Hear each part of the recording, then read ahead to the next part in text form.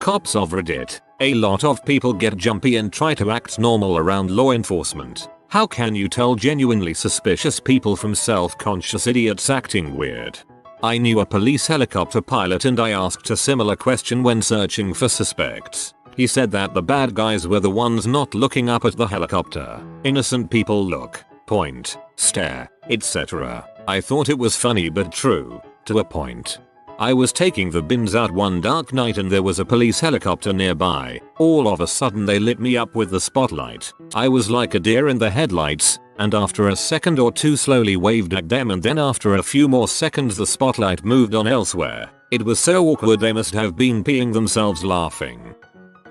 Pulled over for being lost in the wrong neighborhood. Was relieved as I did not have a GPS at the time. Horribly lost, was hoping the cop that had been tailing me for the last mile would pull me over to get directions. Wants to know why a white boy like me is in a neighborhood like this. I explain I'm lost. Doesn't believe me, says I'm here for drugs. My whole attitude changed because I'm suddenly nervous. Why would he think that, and realizing this could go badly? He says only guilty people act nervous. He ends up calling a K9 unit to search my car. Other cop is really cool. We chat and he apologized for first cop being a jerk. After search he gives me directions on how to get to my destination. Good cop bad cop is real.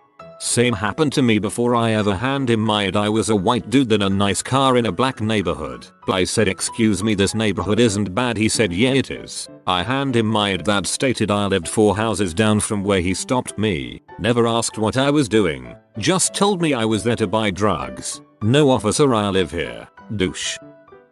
I got pulled over for speeding on Canada Day on my way up to Ottawa from Toronto. I did the usual routine of pulling over somewhere safe, taking the registration out and putting both hands on the wheel at 10 and 2. The cop approaches and I ask if it's okay for me to reach over and turn down the music, which I forgot to do. He starts laughing and says okay. He tells me to put my hands down since I'm making him nervous. I'm like, you're making me nervous. Back in Toronto I don't take any chances and the cops are usually appreciative, but they have never told me to relax. It's best to err on the side of caution with Toronto police, but the out of city cops are usually pretty laid back. We had a good old Canadian laugh, wished each other a happy Canada Day, and then he gave me a ticket for 115 in a 100. Sigh.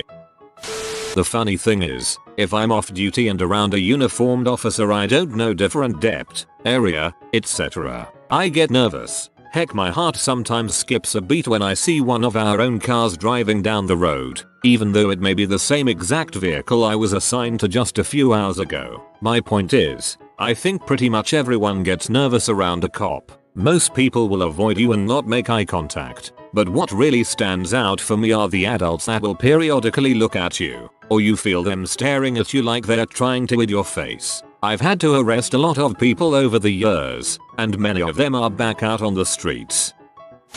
Your post reminds me of a funny piece of info. A good friend of mine works as a lawyer for one of the bigger insurance companies in defense. A good percent of accidents happen because people freak out about the mere presence of the cop and don't focus on the actual driving. Like literally during a deposition I didn't see them pull out, there was a cop on the same road. In medicine we have a similar phenomenon called white coat hypertension. Being in the mere presence of a doctor raised patients' blood pressures. So a patient may have a normal BP, but every time they step into the office to get it checked it goes up. Going to the doctor can be bad for your health sometimes. I'm one of those jumpy people. I've been pulled over and screamed at, why are you so nervous? What are you hiding? And another time, the cop was very nice and just said relax, it's just a ticket. Are you okay? Do you want to catch your breath? Not a big deal. Take a couple deep breaths. Buddy super friendly and helped me relax. I get anxiety in those situations without any real cause. I just get really nervous. It's crazy how differently cops can handle a situation in the exact same circumstances, just one was nicer or trained better. Cop here. I'll give a serious answer, assuming this is on a traffic stop. For the most part, if you are acting jumpy I try to figure out why and remove that stress. If I can't figure it out on my own, I'll just simply ask. Common answers are, I don't like cops, I don't want a ticket, and so on. My reasoning for this is if you're relaxed and I ask if there are any weapons in the car and your stress indicators skyrocket when you say no, something is wrong. If you're already stressed, I won't be able to see that reaction. As others have stated, it's not 100%. Some people are just nervous Nellies. I try to calm people down for their sanity and my safety, but it doesn't always work. Every time I get pulled over, as soon as my tag is run through the system, the police get on their bullhorn and tell me to get out and lay on the ground. Not because I'm black. Because I'm a 2-time convicted felon being crime free for 6 years, but I always find it amusing, and after all the foolishness I always have a laugh with them.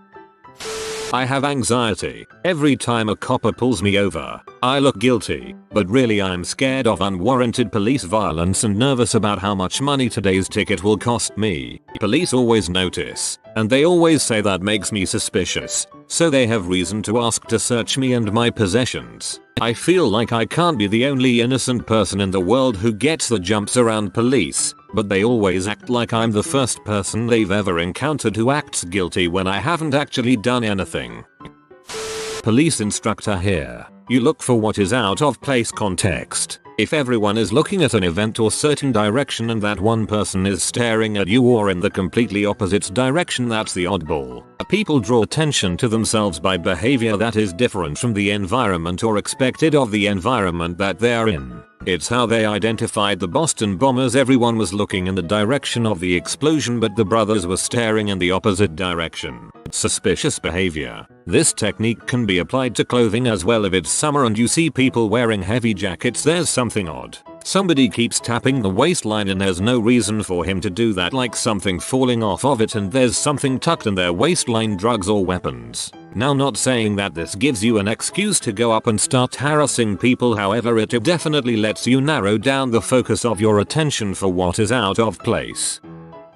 Cops once woke me up at 3 AM in the morning because my neighbor saw flashlights in woods next to my house, and then they started questioning me, asking me why I seemed so nervous, and if I wasn't doing anything, why were there footprints in the snow in front of my freaking front door. I was a 19-year-old kid living on my own in a small town, so small it didn't have a population. I just remember being absolutely flabbergasted at why they would want to know why someone might be nervous from getting a visit from the cops in the middle of the night, and why they thought footprints in a heavily traveled area were suspicious. I basically told them some variation of that and then told them they were welcome to look around outside if they wanted before they left. This was during deer hunting season in Wisconsin, so the only thing I could think of is that maybe they thought there was some poaching going on. Still, it showed a remarkable detachment from reality that they couldn't understand why I was so nervous to begin with.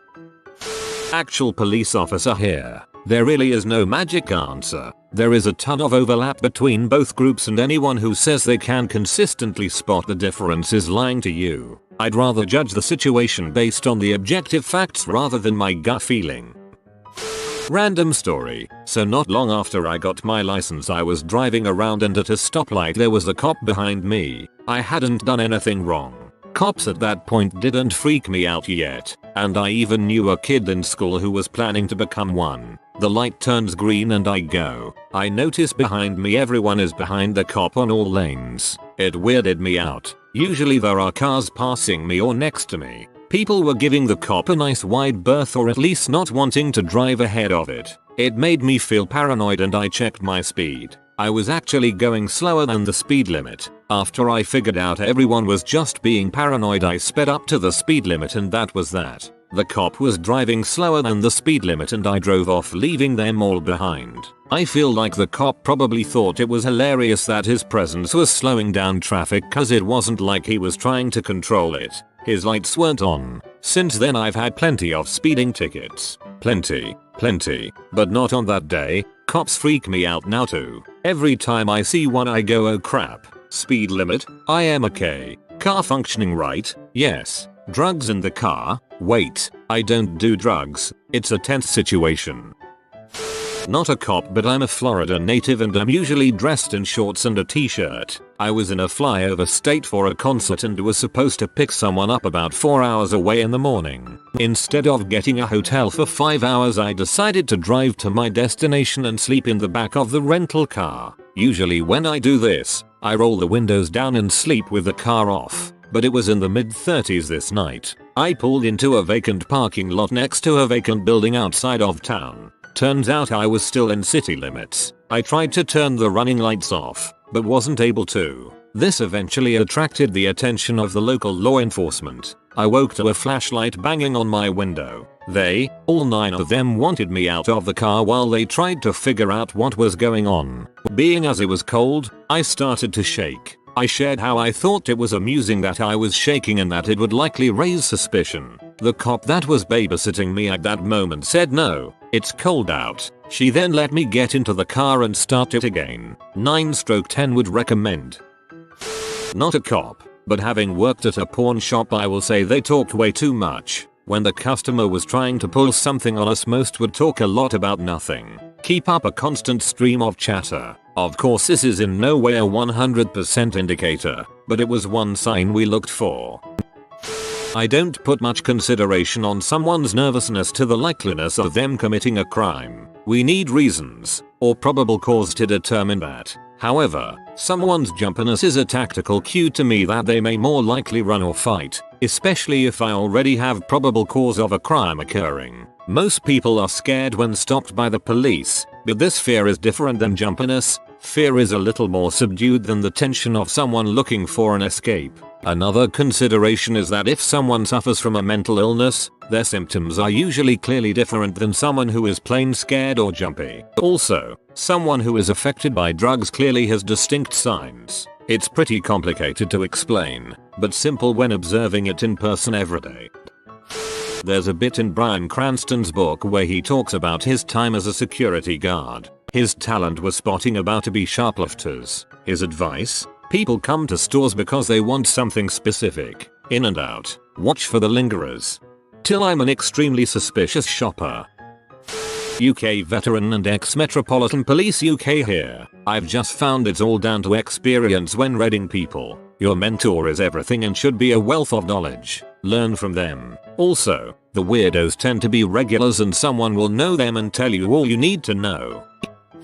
Great question. I'm a cop in Arizona. It's important to know the cultural and societal norms of your patrol area. A huge amount of folks carry guns here, for example. Your average law-abiding citizen will generally use a holster and not be deceptive about the weapon. Bad guys will not be forthcoming. We have some issues with Mexican drug cartels, and they tend to blend in somewhat, but have guns in unique calibers, such as .38 Super. Since we do have a huge Hispanic community, it helps to know the norms for their behavior, which differs somewhat from the white community. A vast majority of the time we will be dealing with people while investigating specific crimes. There's a huge variety of factors involved in that, but generally speaking you are gonna use 4 of your senses to make educated guesses. Sight, smell, touch, sound. A person whose voice wavers may just be afraid of cops. Combine that with an odor of drugs, or a suspicious protrusion on their body, then there could be an issue.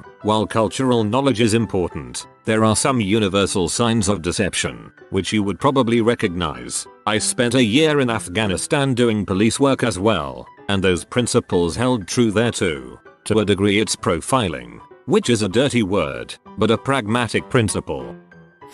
Ex-cop, still licensed, if that matters. You can't always tell. That is why treating everyone as close to the same as possible is important. The average person will change their behavior around a police officer at least a little bit. It can be a weird over-respectful type deal, or they may shut down completely. The average criminal acts nearly the same. However, that is why it's important to be very aware of the person's movements and responses to questions or your own movements. If you ask a person with drugs in the car, "Do you have drugs in the car?" his eyes will very commonly dart towards where he or she is hiding something, even if it is not drugs. That of course does not give me probable cause to tear their car apart looking for stuff. It's just a red flag. A person who is simply nervous and is not really guilty of a crime will most likely just break eye contact and look somewhere, such as out the window, behind you, down at the wheel, etc. Same goes for a person you may simply be suspicious of on the street. Are you carrying any weapons will lead to a person carrying a weapon too often. Touch the area where it is, usually repeatedly, or start to look at where they have hidden a weapon. A person who is just nervous probably won't grab their waistband several times after that question. That is just one example, but it shows the importance of communication, being aware of the surroundings and subject, and why asking questions is very important. All because a person who is simply nervous and a criminal who is nervous are almost indistinguishable without some digging. As for people who appear totally 100% calm, well, that in and of itself can be a red flag as well. Maybe he or she is calm because they like police. Maybe they are police in a different area. Maybe they really do simply have nothing to hide and a good understanding of police procedures. Or they are a hardened criminal that has no sense of remorse or anxiety over meeting a cop. You never know, unless you start to look deeper. So to anyone who feels like cops hate you or are mean, maybe that sheds a bit of light on things. Nice try, criminals. Stop right there, criminal scum. Police officers of Reddit. How do you know if someone is acting nervous because they did something wrong or because I did nothing but it's the police so I'm going to act nervous anyway? Hey fam, Canadian cop here. Like other people have said below, humans are generally kind of crappy at telling liars apart. I basically go up to every person with a certain amount of knowledge already in my head if possible and verify a bunch of things. Example of a traffic stop. Hey sir, I'm Constable Hugh Juggle with Canada Police. I pulled you over today because your license tags have expired. If the driver is the registered owner, I know all of their previous registered addresses, their age, and if they've ever been encountered by us before. If they've been arrested before, I'll look at the files quick to gather some more info, like if they're a guy who has a history of break and enters. I looks around their vehicle while talking to them for new tools that appear days old, etc. I ask the driver for ownership, license and insurance. I make small talk with them generally, and if they appear nervous I put their mind at ease with a couple jokes or something else. I'm not a big guy, 5'8", so I usually joke about them not having to be afraid of a guy who has short legs and can't run, etc. I don't leave them hanging. I candidly tell them about my role and my responsibilities. I ask them if they've been ticketed or arrested before. I already know the answers. If they lie to me about either of them, then it sets some minor bells off in my head, as it's such a minor thing to lie about. I call them out on their lies and ask them why they'd lie to me, and then give them the dates they were either ticketed or arrested. Sometimes they seem to have genuinely forgotten those offenses, and other times they're trying to hide something from me. After that I decide based on the totality of the offense if it's in the best interest of the public to give the driver a ticket. If the crime is just a minor traffic infraction, then I give a written warning, especially if they have a good driving history or if I can assume the ticket would severely hurt them financially given their likely low level of income. I'm a firm believer that police don't exist to punish, but to teach people lessons sometimes, epiphanies, not beatdowns, and give them perspective on how their actions are perceived by others. Tickets are an avenue to ensure that lesson is met as a financial penalty, but I don't like taking that course of action because that money would normally go to the driver's kids for school lunches or towards gas to get to work. It basically comes down to experience and trusting your gut sometimes. If something feels off, I've always believed that you've subconsciously observed something and just haven't had the opportunity to consciously acknowledge it yet. Take the time and slow the investigation down, and take a more measured approach to what you're doing, and you'll find out if people are lying to you. Ask for backup for another unbiased opinion if you feel like it. I got pulled over at 1 AM while deeding one time. Have two college-age kids in my car. No one is 21, so they're both freaking out, and cop comes up to my car and says he smells alcohol. I told him I had two girls under 21 in my car who were drunk, but I was taking them home right now. Cop then has me get out of the car, and it's the middle of January, so I'm freezing, so I get out, hands in my sweatshirt pockets, shivering from the cold and freaking out because I've never been pulled over before. Cop freaks out, pulls his gun and yells at me to put my hands up and on the car, which I obviously do immediately because I enjoy being alive. Cop puts his gun away and starts asking me how much I've had to drink, and I tell him that I've had nothing. I was just the DD. I didn't even go out with them, just pick them up. But the cop says I'm lying because he can see how nervous I am. Like he didn't just pull his gun on me. He makes me do all the tests, has me walk the line, say the alphabet backwards, etc. All the while he's asking me semi-racist questions. As I'm walking the line he asks me how often I've done this and what my education level is. I eventually ask for a breathalyzer which he states he'll give me, but if I don't blow a zero you're going in the back of my car and I am gonna ruin your life. I obviously blow a zero and he then starts asking me what drugs I did tonight, saying that he knows I smoked weed the night I didn't, or that I'm high on someone else's prescription. Still no. So eventually at around 3 AM his partner tells him to let me go, so after 2 hours of this guy harassing me for no reason he lets me go and doesn't even give me a ticket because, as his partner put it, we pulled you over because you were driving suspiciously, not because I did anything wrong. Not a cop. This just brought back a memory. I was 19 living in my first apartment and my psycho neighbors called the cops saying I was doing drugs. 3 showed up and asked to search the place and I declined after allowing them inside because I know my rights. They said they would just go get a warrant and come back and told them you go ahead and do that then. Then one asked me why I was shaking and so nervous and I finally said I have PTSD and there are 3 people with guns in my living room. They left and never came back with that warrant. Most cops don't know the difference. They're just there to try and bulldoze you into giving up your rights so they can proceed how they want. Ooh, that sounds bad. Hope your PTSD is better now.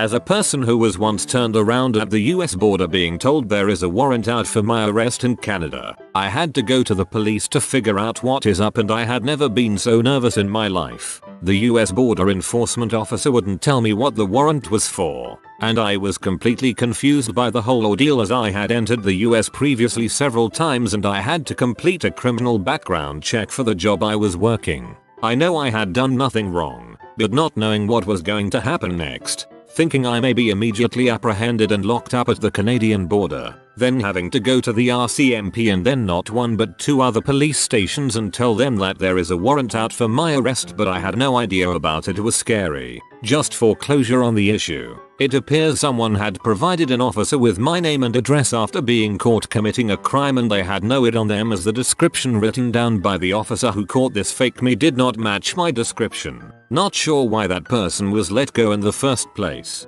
Probably released with a promise to appear. You never appeared so a warrant was issued. For minor offenses, it's cheaper to let the person out with a PTA than to keep them in jail until their court date. Anyone who runs as a VC. Anyone who doesn't run is a well-disciplined VC.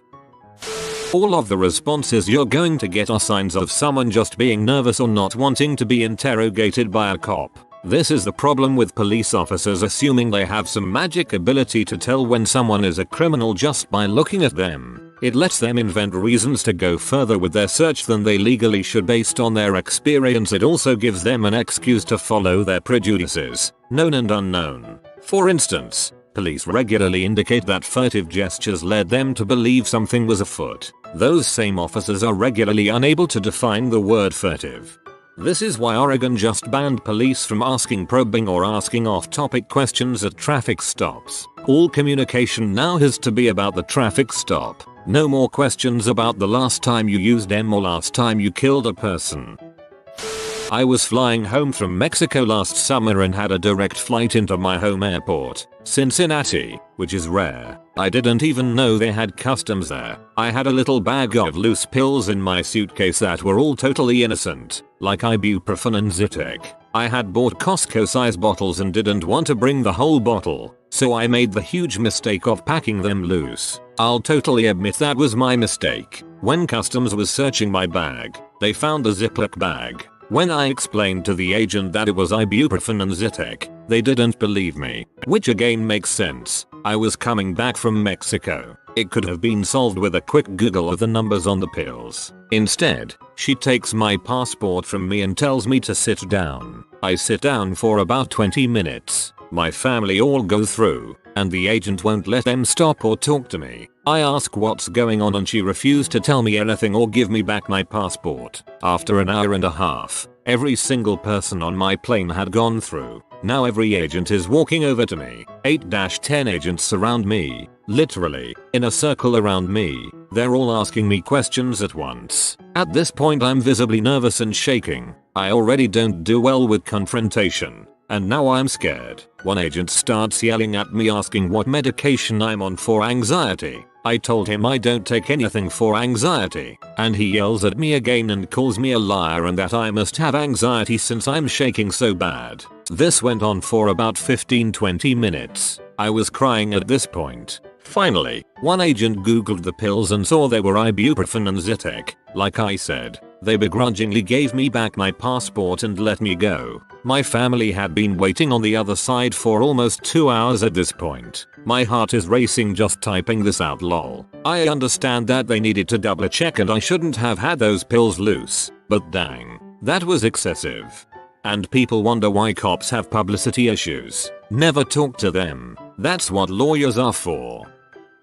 The most correct answer is you can't, and any cop telling you they can is either lying to you or themselves. There is no such thing as a tell. Broadly, some people have them, some people are just nervous. All that crap about reading body language to spot a liar is completely unsupported by science. Cop science is bad science.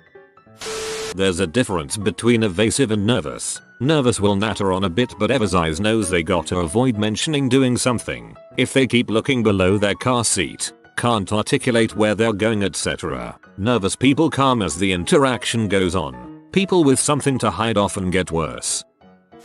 They can't tell. A friend of mine has always been accused simply because of the way he looks despite being a great person. During high school my friends and I got pulled over for unknown reasons. Two huge SWAT types got out of their car and started screaming at us to put our hands out the window, with their hands on their guns as they approached the car. They come up and ask if we have any weapons. For the record, we were a ragtag group of goofy looking kids who were just trying to get back to play some video games. During all this, one cop asks my buddy why he's so nervous because he can see his heart beating through his shirt. My buddy says something to the effect of "You guys have guns on us." So yeah, cops are awful at being able to tell why someone is nervous. They seem to think nervous equals suspicious. They let us go without incident. We were just glad to be out of that situation. I got pulled over when I was 17 because I accidentally cut off a cop and he was convinced I ran a stop sign. In reality, his car was black, it was raining, and there was a tree in the way, so I just didn't see him coming when I stopped. When he came up to my window, I started to hyperventilate and was trying to remain calm when speaking to him, but due to my anxiety disorder I couldn't. He looked at my license and said, "I see you are 2 months from turning 18. I replied that I was, and I was about to leave for college soon and had never been pulled over before. This officer said anyone under 18 deserves to have a ticket. You kids are annoying and need to learn your lesson. I immediately started having a worse panic attack and crying harder. He laughed in my face, gave me the ticket and drove away. Because I was under 18, it would have been really hard for me to legally contest the ticket. Luckily I just got community service, and I got a family friend to write me a letter saying I had done service. But still, that cop was an butthole. This is why you should always record police in America today during any legal interaction. They stop you, record them, always. I have never ever done anything. I don't even have a speeding ticket, mainly because I don't have a driver's license. And yet I always get friggin' nervous because it is the police. Although I gotta say it's getting better with time since I've been selected for random searches so many times in my life that I'm used to it. You don't. You just shoot and say something like "tag M and bag M." Everyone laughs and that's lunch. Let's sprinkle some crack on him and get out of here. Everything the cops do is panic inducing. Flashing bright lights, loud sirens, flashlight in your face, hands on their hips near their weapons, just everything. I don't do drugs or drink, but I've been pulled over for a taillight being out before and just had a massive panic attack. Nothing about what you do says "Hey, I'm here to protect you," and the public genuinely fears you. Asking me why is your heart racing and why are your palms sweaty is freaking idiotic. Obligated, not a police officer. However, there is a vast majority of officers who seem to have anger management issues, ungodly need for absolute compliance. I grew up in both good areas and bad. I actually got more crap in the good areas. I remember I was turning at a stop sign, after being stopped for about 5 minutes waiting for a light to change so I could turn left. I turned left after waiting a bit for no more cars after the change of a light near the stop sign and turned left. Police officer was behind me shortly after the turn, running a red light. Had plenty of distance, but when I was driving almost hit me because he wasn't paying attention and almost rear-ended me. Pulled me over, came up and shouted what the frick was that, demanded my license while degrading my driving skills and seeing ability, all while screaming, and gave me a ticket for reckless driving. Told me to get off of the fricking road and drove away. I was 17, 5'4" and very respectful the entire exchange, never once raising my voice or saying anything other than yes officer. That officer made me second guess every other police encounter I have seen, because his reaction was so over the top and ridiculously aggressive for no reason. I contested the charge and the ticket got dropped, but I will never forget that interaction and never feel safe around officers. Perhaps we should screen people more frequently for power complexes serving in positions of power. My first time getting pulled over, the cop asked me if I was drinking and why I was so nervous. When I told him it was my first time getting pulled over, he said he'd pulled over a lot of people for the first time and they weren't so nervous. He didn't know what the frick was going on and just wanted me to confess to something. I had run-ins with cops thanks to stupid crap people I hung out with did, but never actually directly committed any crime myself. Every time, I was treated like a piece of crap and put through the ringer because of how nervous my anxiety would make me. That, of course, meant that anytime I met any cops ever after, I immediately got nervous. As a result, they get excited because they smell blood in the water and their brains shut off, having decided I've already done something wrong. In my early 20s, a co-worker was caught stealing money from the till. When they were confronted, they blamed it on me. On a Saturday, a cop came to my door and took me down to the station to interrogate me. When we got there, I immediately started bawling. He was like, "If you didn't do it, then why are you crying?" I was like, "This is freaking scary." Okay. Well, the company had proof it wasn't me, so nothing happened after that. The guy ended up going to jail. I probably looked real guilty crying, but in reality I had no idea what was going on. Police officers of Reddit, what absurd situation have you just happened upon and realized no one called the cops? My coworker's story of how he found out he had a heart defect, I forget what it exactly was, jumps out to me. He used to ride his bike to work all the time at his old job. One day, just on his to work, he drops on the side of the road, fainted. He was out for an hour or so before he came to. He was pretty beat up, nothing major, but cuts and bruises everywhere. When he came to, no one was around him. People driving by, people walking around. No one stopped to help. No one stopped to call an ambulance. He went to the doctor and got surgery done for an artificial heart valve. Another one. I was responding to a disturbance call in a trailer park that turned out to be BS. As I was leaving, I noticed a giant puddle of blood on the ground near a different trailer. Upon further inspection, I realized that there was blood all over one of the doors, complete with smeared handprints and blood dripping off the doorknob. It looked like a freaking massacre. I started pounding on the door and this junkie comes out and starts yelling at me for waking her up. I asked her if she was hurt and she said she wasn't. She then proceeds to go ape crap about all the blood. She has no idea where it came from. I followed the ungodly amount of blood to a trailer about a block down where there is a giant party taking place. I ask the group of guys standing outside where the injured person is and they all go G-code on me and say they don't know what I am talking about. While standing in the blood trail, I push past and continue down the road to Oz, where at the end of it I find a guy in what used to be an all-white outfit that is now dark red, attempting to control his massive head bleed on his own. I later discovered that he had been trying to break into that other trailer when he drunkenly cut his head on the window that he broke out.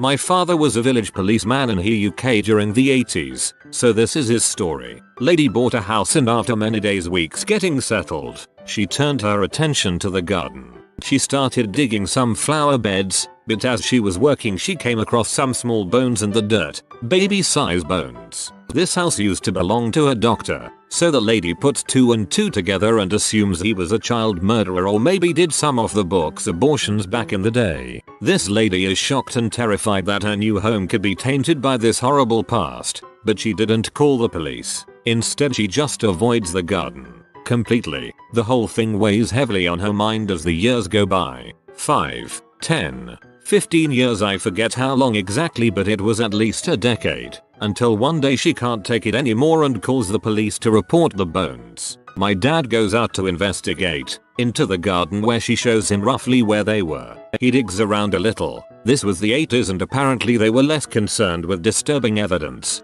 and finds not a dead baby, but a small plastic skeleton. Poor woman had been living with guilt and fear for decades because of a kid's toy. The guy that buried the plastic skeleton under his new porch on here a while back should read this. This was only a few years back. Driving along a suburban road one night and a guy wearing only his underwear ran up to our cop car and threw a very large sofa cushion at us. As we slowed down to find out why he had thrown said cushion, he tried to jump into the back of the car. We got out and had a chat to the poor guy who told us he had used about an 8-ball of poor quality C and wanted to get our attention to help him. Kicker was he had been running around the suburban streets all drugged up for about 30 minutes and no one thought it was odd enough to call us. To be fair, it wasn't the nicest area. Former Leo worked a late shift and was driving home and decided to stop for some breakfast at Waffle House. I noticed a few people flagging me down as I pulled into the parking lot, which was shared by an auto repair shop. They point me to the back, so I pull over and turn my spotlight on. On the back side of the repair shop there was a dumpster, and there was a man laying down beside it behind the fence. I could see his feet. Then another homeless man walked out with a bowl and literally walked right by my car toward Waffle House. He was soaked BTW. So I walk over to the man laying down and he's unresponsive. I call in and EMTs arrive and the guy's dead. I still to this day have no idea how or why. I have the homeless guy waiting for me next to Waffle House and I ask him what happened and he said he was out cold. I was pouring water on him to keep him warm. Video from the auto shop shows guy walking and collapses next to dumpster. He wasn't shot or anything, so who knows? Heart attack, stroke, something. And for 45 minutes, this homeless man walked over to a water hose beside the Waffle House, filled a bowl up and poured water on him because it was slightly cool outside and he didn't want him to get too cold. Water was cold faucet water BTW. Literally nothing ever came close to the weirdness of that night in my entire career. Yeah, I don't know where the water thing started on the streets. It was very common to find HODs soaked with water or covered in ice by their junkie friends and family.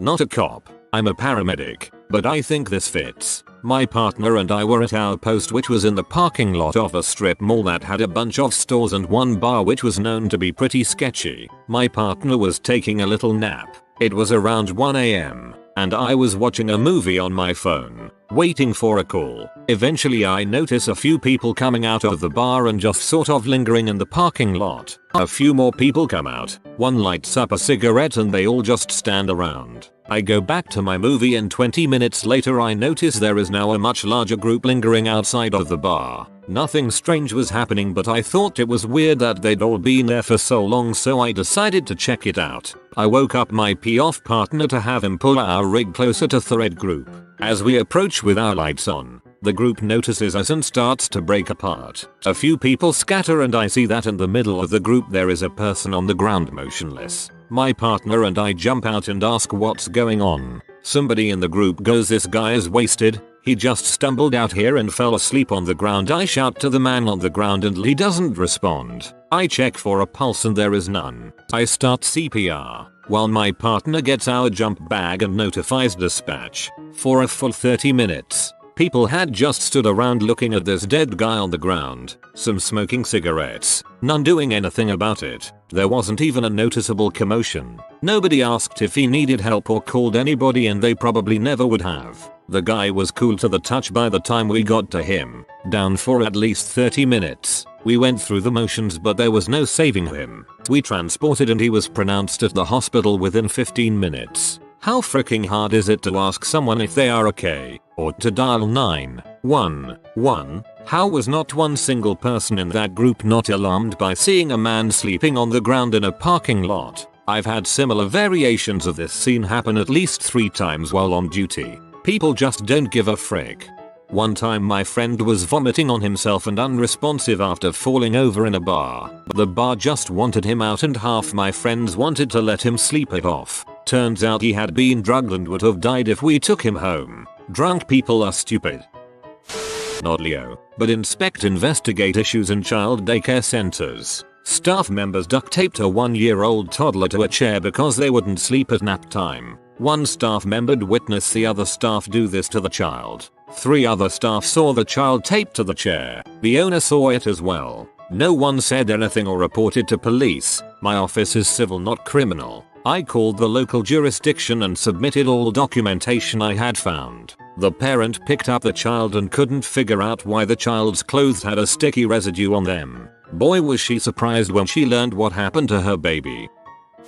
I'm really late to the party here, but 3 weeks after I started, I was on my way to our off-site property control, just driving through a residential area to avoid the congestion and take a look at my new beat. I drive past a house with smoke pouring out from the eaves and 2 guys watching across the street. They pointed at us as I stopped and said, "I think there's a fire." Think was an understatement. This entire house was filled with smoke. Windows were black with soot, and still no call. These 2 guys were just chatting away and not doing anything. I couldn't see fire, but it was the 10th of July and a sunny morning. No mistaking a house fire in broad daylight. So I call it in and try to gain access and yell for any survivors. Keep in mind I have 0 fire training, but have half a brain enough to know that if there are any survivors in there I won't be any help to them, and will just be another body to yard out once fire does arrive. I get into the backyard by jumping over the hood of a minivan and sliding across like a Duke brother because there is so much junk everywhere. This takes a piece of the wooden fence and jams my radio key button open, so everyone can hear me breathing,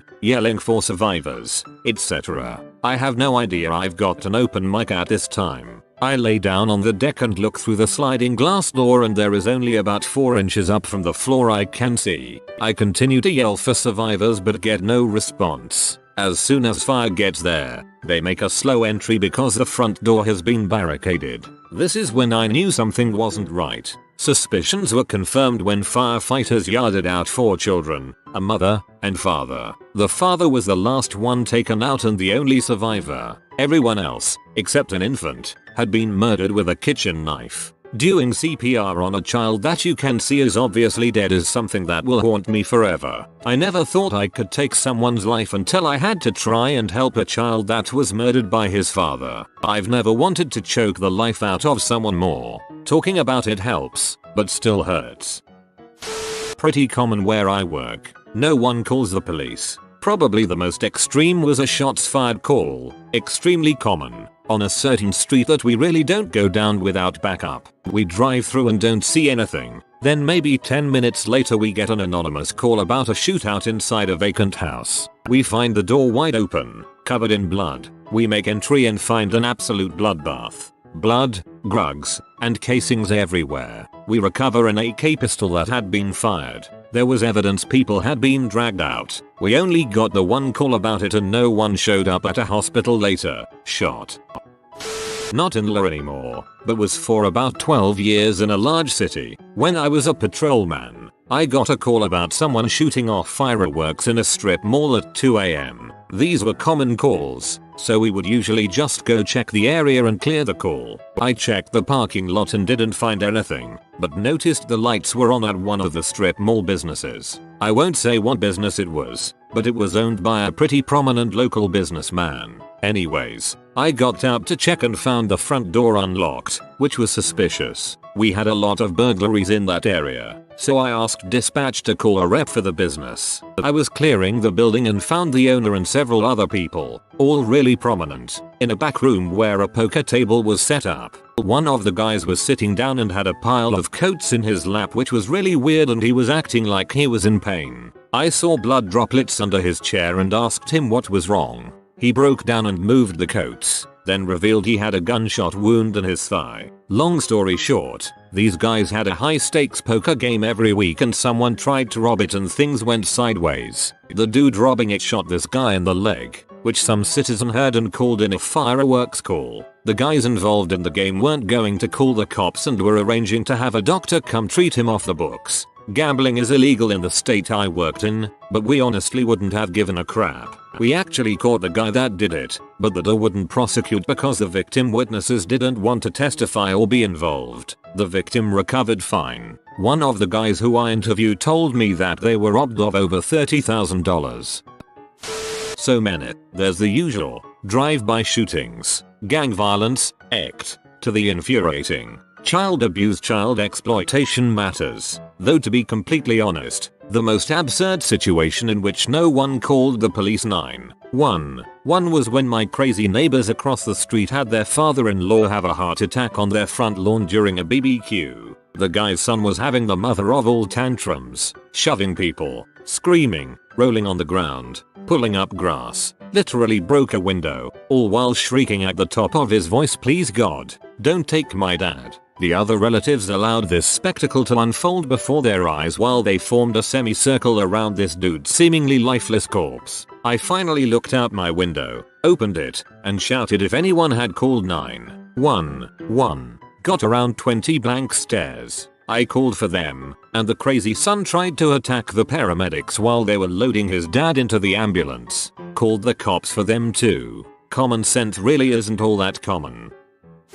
Started my 4 to midnight shift by heading directly to get to coffee. Beautiful summer day, people everywhere. I pull into the parking space and see a dude lying on the ground in front of a park bench. I jumped out of my cruiser, grabbed my first aid bag, and called it in. The guy was conscious but not really responsive. It sounds like a movie, but we were doing the old blink if you can hear me deal. The rescue finally arrived and took him to the hospital. I found out later on that the poor guy had suffered a severe grand mal seizure and was still postickle when I rolled up on him. The frustrating part was the dozens of people milling about that couldn't even bother themselves to call 911. Never mind find out if the guy was okay.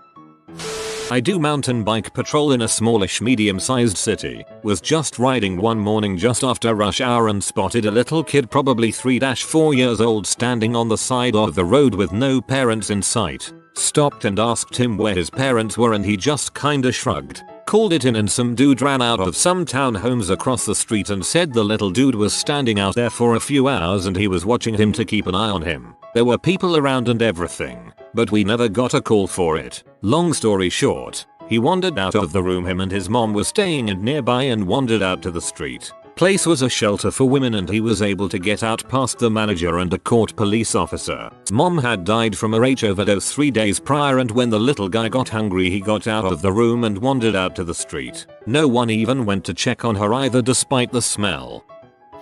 Obligatory not a cop, but I am an EMT. We were waiting at a light right as we were headed back to the station for our end of shift. We see a man running like Usain Bolt across the crosswalk to beat the light and a woman chasing him. My partner and I both look at each other and he says she's gonna get hit. Sure as crap the car in the rightmost lane guns it as the light turns green and the next thing we see is flip-flops flying and a pair of legs in the air. Female was plowed over and landed on her face in the street. We immediately turn on our lights and hop out of the ambulance. When we get to the girl she's unconscious, pee herself, and is bleeding from multiple lacerations on her limbs and a nasty head wound. My partner, who is a paramedic, starts his assessment as I go to grab a backboard and C-collar and call it into dispatch. She wakes up and immediately starts screaming about her boyfriend leaving her. She stands up and tries to run after him, faceplants on the curb, and proceeds to lose a tooth. We finally calmed her down enough to get her onto the gurney. Mind you, she wouldn't listen and kept trying to walk around after suffering a couple head injuries. Once we get her into the back of the ambulance and out of the road into a nearby parking lot, the driver that hit her rolls up. By now firefighters are on scene and asking what the heck is going on. We give them the lowdown and my partner tells them we can handle it, so they leave, confused and somewhat trepidatious. We talk to this woman for a while insisting that she needs to go to the hospital, but she keeps saying that she can't go and she needs to find her boyfriend. Meanwhile, the driver who hit her is apologizing to me and saying she wants to help any way she can. The woman keeps saying she can't go to the hospital. After we got her cleaned up and bandage all the wounds, she asks if we can take her to her boyfriend's house. Well, as an EMT I can do one of two things. Either take you to the hospital or leave you where you are. She refuses transport vehemently, so my partner and I tell her that we can't take her anywhere. She then proceeds to hop out of the ambulance and ask the driver who just hit her if she would take her to her boyfriend's house if she didn't call the cops. Sure as crap, before we can even radio in that the patient was refusing transport to the hospital, she's rolling away in the car that just hit her and tossed her 8 feet in the air. It's not the craziest story, but one of the few that we just happened to be there for. My brother-in-law was on his way home from the night shift a few months ago and happened to drive past a house that was on fire. He ran up to the door, beat on it with no answer, broke the door down and ended up rescuing a woman and her children. I'm not sure how many kids there were. They were all fast asleep and had no idea the house was on fire. Not a cop, but this is my uncle's story from early 90s Chicago. Elderly couple calls in what they said sounded like a gunshot from the apartment below them. My uncle and his partner arrive on the scene and enter the apartment, weapons drawn. Standard protocol for a possible shooting in progress. Right in the entryway is what's left of a middle-aged Italian gentleman who apparently made the decision to end his life by shooting himself in the head with a .45 revolver. He's obviously dead. According to my uncle, his face was basically blown in half. Nose missing. One eye gone and the other hanging from what's left of the socket. My uncle's partner goes out to the squad car to radio for the cleanup crew, the guys that come and scoop up the dead guy. My uncle stands at the door making sure no one enters the apartment until they arrive. About 5 minutes pass and my uncle hears what sounds like something moving inside the apartment. He figures the guy probably has a cat or a dog. Your pet will eat you if you die and they are hungry BTW. So he heads back in to shoo it away so it doesn't further damage the guy's body. He opens the door and the mother sucker with his face blown in half is standing there. My uncle reached for his sidearm and nearly shot the guy thinking he was a zombie or something. The guy just collapses again. Not like fall into a slump sort of collapsed. Like falls straight back, hits with a thud sorta collapsed. My uncle, after regaining his composure, radios his partner to call for EMS and then he proceeds to check the guy's pulse. Nothing. When EMS arrived they said there was no way the guy should have survived the initial shot and that they would have assumed he was dead too based on the amount of damage. My uncle says in his entire 20-year career, which included several shootouts and car chases, that he never felt more scared than when he opened the door and saw that guy, who by all rights should have been dead, standing there. Emergency personnel of Reddit. What's the dumbest situation you've been dispatched to? Not quite in the same vein, but I worked at a vet clinic that received a report from the local overnight emergency vet for a dog the owners thought was having a seizure in the middle of the night. The dog was diagnosed with dreaming. That's adorable as crap. Report of a woman drowned in shallow water off the south shore of Long Island. It was a semi-deflated blow-up doll. A tragic loss indeed. Briefly shadowed a small town fire department. Lady called in that some dude was impaled by a branch while pruning trees. Rushed over there. It was all makeup. They were shooting a film. All the neighbors had been notified but she forgot apparently.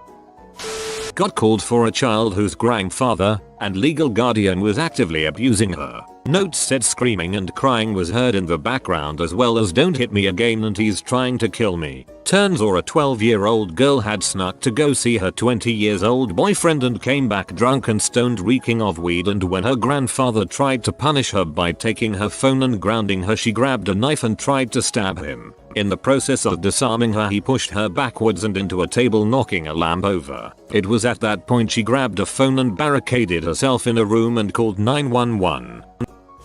I'm not the emergency personnel in this situation, but I called 911 because I found my neighbor, an elderly lady, lying on the ground outside. She was slurring, unable to get up, and generally dizzy looking. I thought she had a stroke. They got there and were talking to her for a few minutes before telling me that she was just drunk. Calling was smart. If a diabetic's blood sugar gets too low, their symptoms mimic being drunk. During one of my 24 hours ambulance shifts for EMT basic training, we got a call to a Big Lots for a laceration on a finger. It was essentially a paper cut from a rough edge of a chipped candle. I got to practice my EMT skills by applying direct pressure to a non-bleeding index finger. Even got to put a band-aid on it. The girl was acting like she could not look at her finger and was going to pass out from all the blood. The gauze strip I held on her finger didn't even have a spot. "Don't worry," she sued. I got called for a woman experiencing stomach pain, which she calmly claimed was a 10/10. Must have been quite the trooper since her husband drove her 30 minutes across the county, past the hospital and 2 urgent care centers, to let her mom look at it before calling the wee-woo. For someone who had been having unprotected intercourse for 7 months, she sure was confident she wasn't pregnant. The nurse who had to explain to her the way these things work was right on the corner of amused and annoyed. Not your typical emergency personnel, but I work for a commuter railroad and I get called out to inspect the equipment when there are pedestrian vehicle strikes. There was a couple making out on the tracks and saw the train coming and decided to play chicken to see who would bail first. The girl lost both the game and a leg. A mother called 911 because her son spilled a bottle of Tide soap and was walking in it. She even called poison control before she called 911, and poison control told her there would be no side effects. The only advantage was the whole house smelled like lavender. 20-something-year-old guy called 911. He bought new shoes a few days before. They were too tight. His feet hurt. He was still wearing them when we got there, but I successfully extricated him.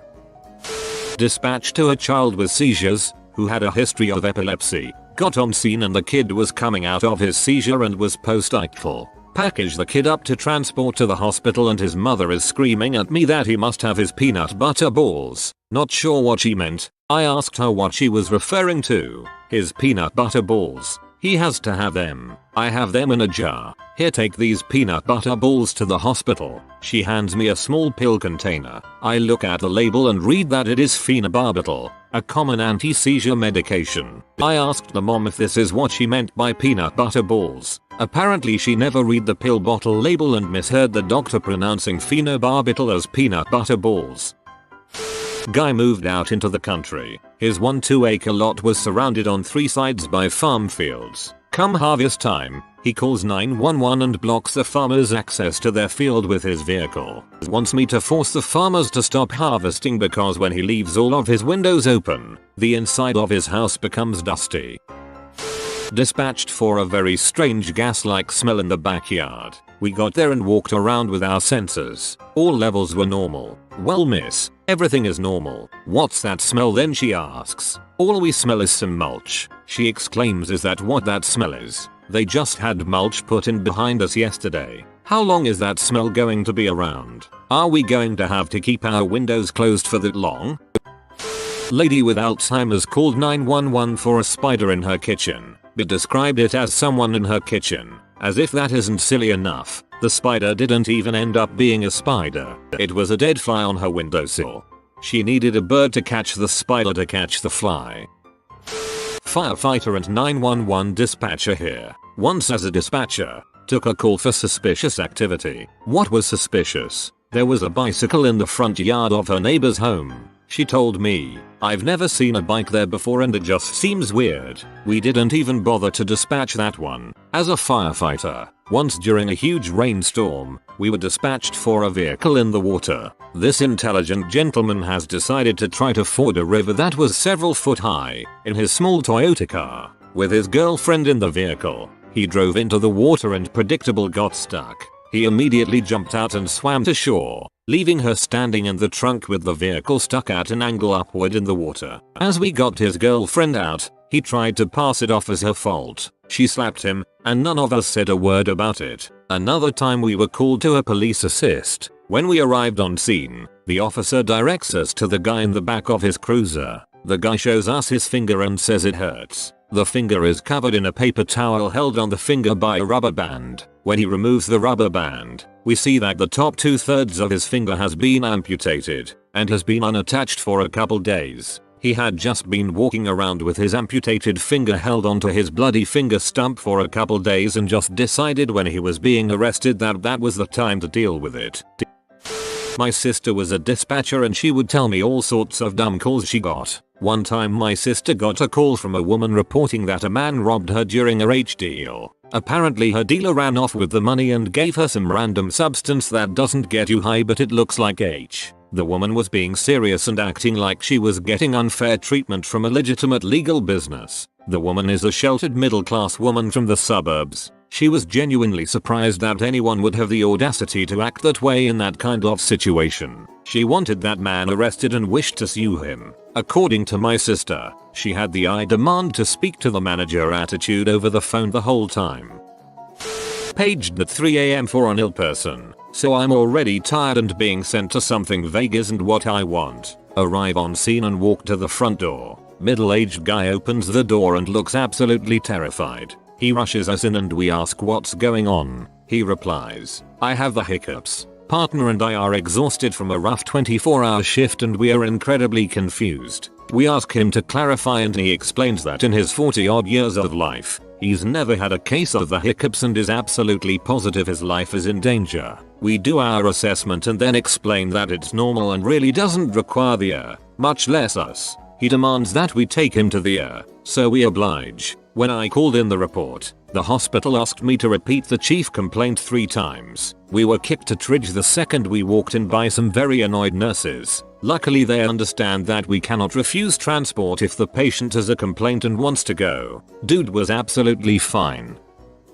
Paramedic here. Dispatched to a man with a groin injury. Arriving on scene, I found a 30-year-old man doubled over in pain and bleeding quite heavily from his crotch area. Long story short, he wanted to see what happened if he put peanut butter on the tip of his dong and let his Rottweiler lick it off. I think he was partaking in some sort of self-pleasuring thing and wanted the dog to give him a form of oral. I controlled the bleeding the best I could and got his ass to the hospital. He underwent microsurgery to try to save his mangled dong, but I understand that it was unsuccessful. Also, the part of his dong that was eaten by his peanut butter loving dog was resting comfortably in his dog's digestive tract. Can't make this stuff up. Not sure if it was chunky or smooth peanut butter, which was the first question my chief asked me upon returning to headquarters.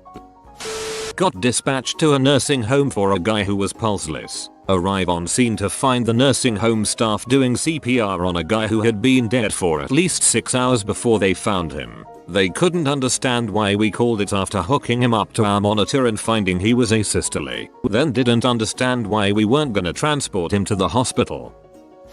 Dumb, but tragic situation, courtesy my EMT best friend. Things learned from a patient with CC: a spider bite on my ass. 1. If normal anal play just isn't doing it for you anymore, the obvious solution to this problem is to order a fancy, exotic tarantula from a fancy, exotic tarantula seller, and then proceed to somehow coax and or shove said arachnid into your rectum. A more accurate CC would have been spider bite in my ass. 2. Spiders become very upset when this happens, and they will bite you multiple times before expiring. Lost somewhere in your lower bowel? No, EMS will not look for it for you. The pay grade isn't nearly high enough. Some things are best left to physicians. 3. While it is helpful to know the exact species of said spider you've shoved up your ass because YOLO, this information is not very useful when you've waited 3 days after being bitten to call the boo-boo bus. 4. Yes, that anal discharge is not normal. Yes, it is probably related to being bitten by the spider. Geez. No, it will not go away on its own. No, there is not something you can put on it, but thanks for noticing the 4 external use only instructions on the bug bite cream. Guy ended up losing everything up to the transverse colon. Not sure exactly what he was going for. Sadly, all of this might have been a little easier to understand if he had irradiated the spider first. Poop in a bag man is not nearly as catchy as Spider-Man. So he'll shove a spider up his ass, but external use only bug cream is where he draws the line. Responded to a residence for uncontrolled hemorrhage, possibly to a dangerous part of the body, so my partner and I roll the medic unit rolls, the volunteer fire depth rolls, so we have 9 people respond hot to this house. Stroll in and see a kid sitting on the couch holding a Kleenex to his hand. He cut his finger on a soup can. It was what I would describe as a very aggressive paper cut. The kicker, they were literally across the street from the hospital. Apparently the kid's uncle had a track record of abusing the system a lot. Another one, we got a call for a psych patient, acting erratic and talking to herself. Turns out she was perfectly fine just chatting to someone on a Bluetooth headset.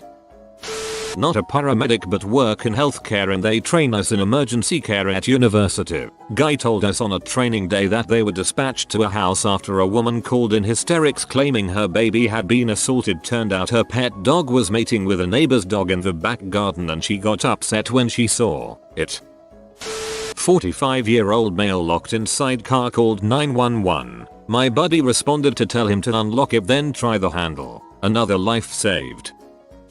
My ride along during EMT school had to have a certain number of hours spent working with a rescue squad. On a slow night our third call was of a shooting that, at the time, had the victim in critical condition. We responded and come to find out, the victim put on a bulletproof vest and told his GF to shoot him. Well, she did, and missed the vest completely. Poor guy died later at the hospital. No alcohol involved either. Kid got his head stuck in a fence. Then he got stung by a bee. Everyone present that day, including the kid, found out he was allergic to bee stings. So then they had to resuscitate him. Good times. A man on PCP who broke into an apartment, stole a pair of women's panties, changed into them, was discovered and chased away by the woman's boyfriend, and we found him running around the neighboring abandoned lot wearing nothing but said panties.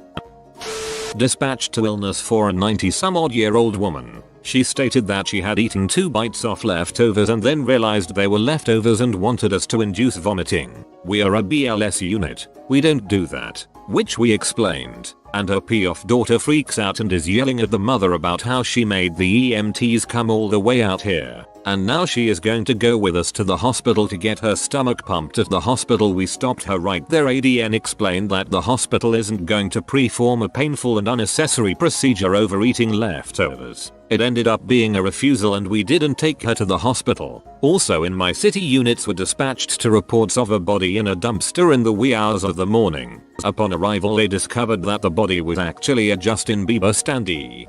Well, don't just stand there, resuscitate the Justin Bieber cutout. 911 call for a 4-year-old who had a nightmare. Unconscious child. Arrive on scene to find a kid laying down on the floor in a store. No history. Full day of school. Was running around the store being a brat when he was reprimanded. Promptly fell out. Definitely responsive to pain. Pupils are good. So I loudly announce we're going to have to stick him with needles and draw some blood. Give him fluids. Patient regained consciousness and tried to run away. Unconscious diabetic. Get on scene and there's a woman laying on the couch with sugar sprinkled on her. The woman's son knew it was a problem with low sugar and figured he'd try to help. It would have been super cute, except the kid was 16. Please, everyone, educate those around you if you have chronic health problems that can become emergencies. One patient that wasn't mine but came in on another unit while we were waiting for triage. 17-year male couldn't get it up with his girlfriend. Insisted that nothing like that could ever happen, so something must be wrong. They call 911. Get transported. Make it to triage and get promptly sent out to the lobby. The nurse, as they are walking away, says to us, someone needs to show that girl how to use her mouth. My husband was a cop. He got called out to an active domestic one night about 2 in the morning. Gets on scene. Guy comes out and says his girlfriend assaulted him with a weapon. Turns out she threw a hot pocket at him. The most devastating of weapons. Simultaneously frozen hard and molten hot. Easy one. Got called for a woman who had a miscarriage on the toilet. Show up, and it's not a miscarriage, just a big nasty turd.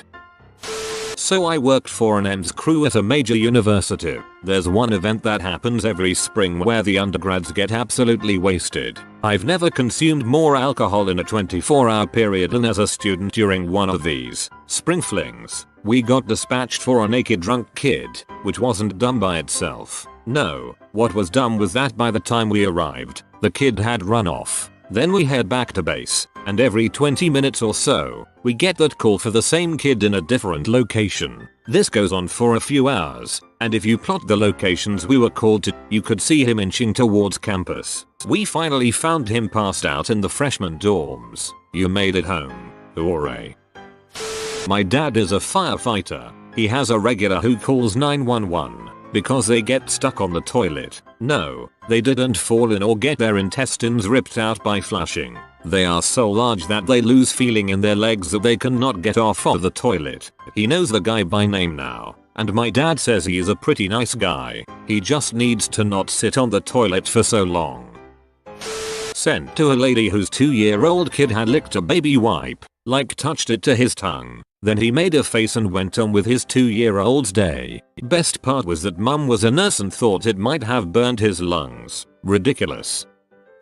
Several years ago, when I was a paramedic for a volunteer fire department, we were dispatched for a possible heart attack. Arriving upon the scene, we grabbed all of our equipment and started to run towards the house. We were stopped by the house's owner, who was screaming, "She dead." She no move and pointed towards his car. He had called 911 because his car's battery was dead. Responded to a medical alarm, that says, life alert, activation, with the patient not responding to the dispatcher's questions. Turns out it was an old lady who wanted someone to fix her TV. You're goddamn right, we fixed it. Former undercover cops of Reddit, what is the craziest thing you had to do to not blow your cover?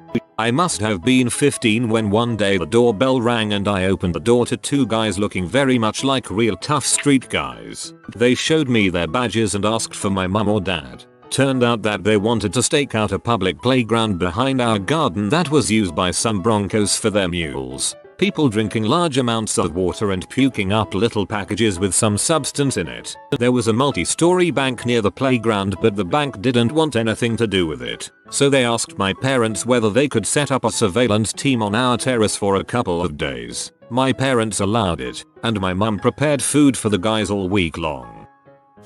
My dad did undercover for several years and talked about a M-head that he hung out with all the time and even babysat her kids when she went out to get high. This went on for several months while they were figuring out who the big dealer was and acquiring warrants. He grew a beard, had a fake kid, drove an old crappy car. Eventually they got warrants to bust a bunch of people in the drug ring, and he actually was part of the SWAT team at the time and was part of the group that smashed in doors and arrested her and a bunch of others in the area. He had to wear a balaclava to protect his identity when with the SWAT team. He said it was actually really difficult because he had become an important part of those kids' lives and was kind of attached to them, and now they had no mother and had to be taken to Child Protective Services. I never got to ask him more questions about this before he passed, but I have no idea how he balanced this crazy second life and then came home and acted like a normal husband and father in our family.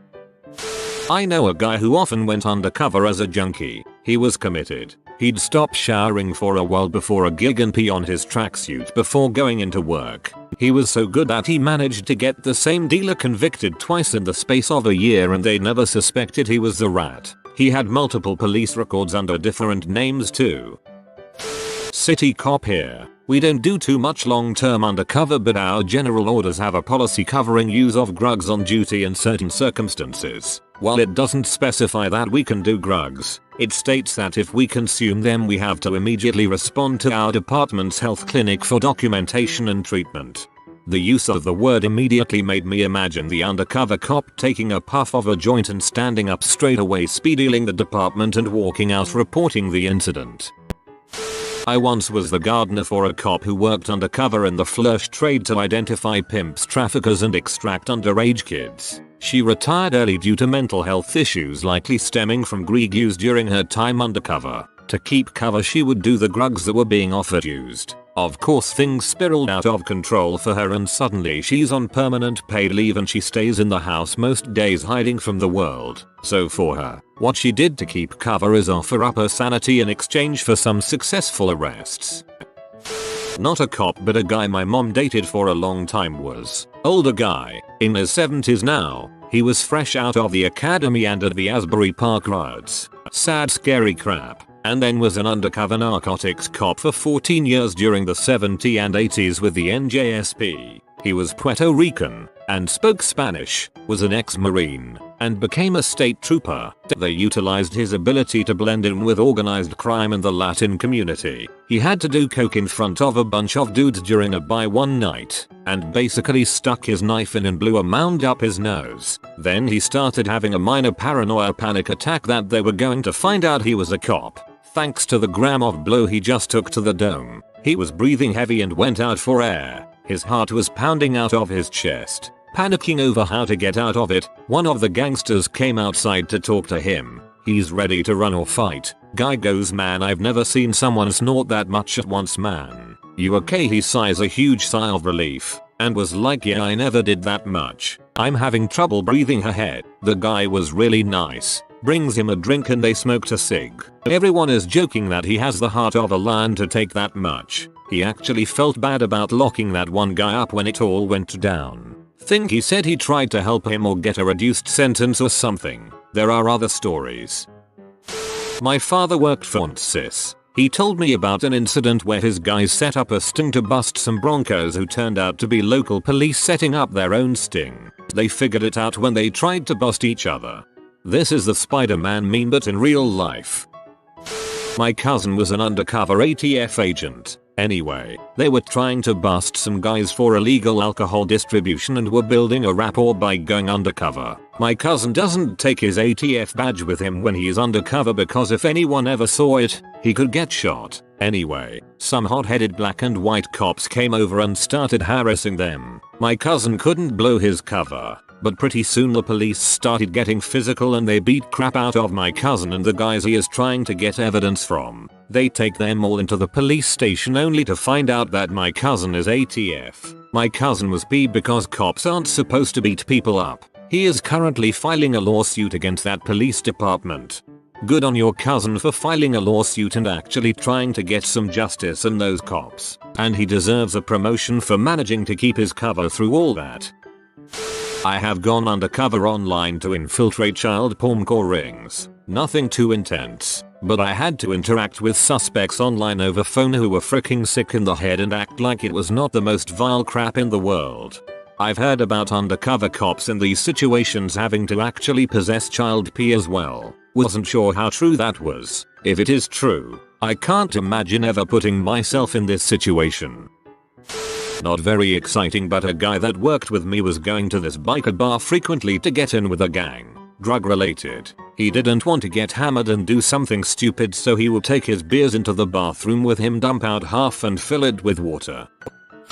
As a former correctional officer, we had a situation where a major police department planted a cop in the prison to get information on a guy they believed was orchestrating hits from inside the prison. The warden knew and I knew, by accident, but not a single other CO knew, nor did any of the staff, including medical, and that's the way they wanted it. He went through receiving. He was categorized and placed. It was wild. He was there for a week. Got the info they needed and got him out. It didn't become public knowledge that he was undercover until after I had left, and it was a long while after as they were making a case. That was a surreal moment.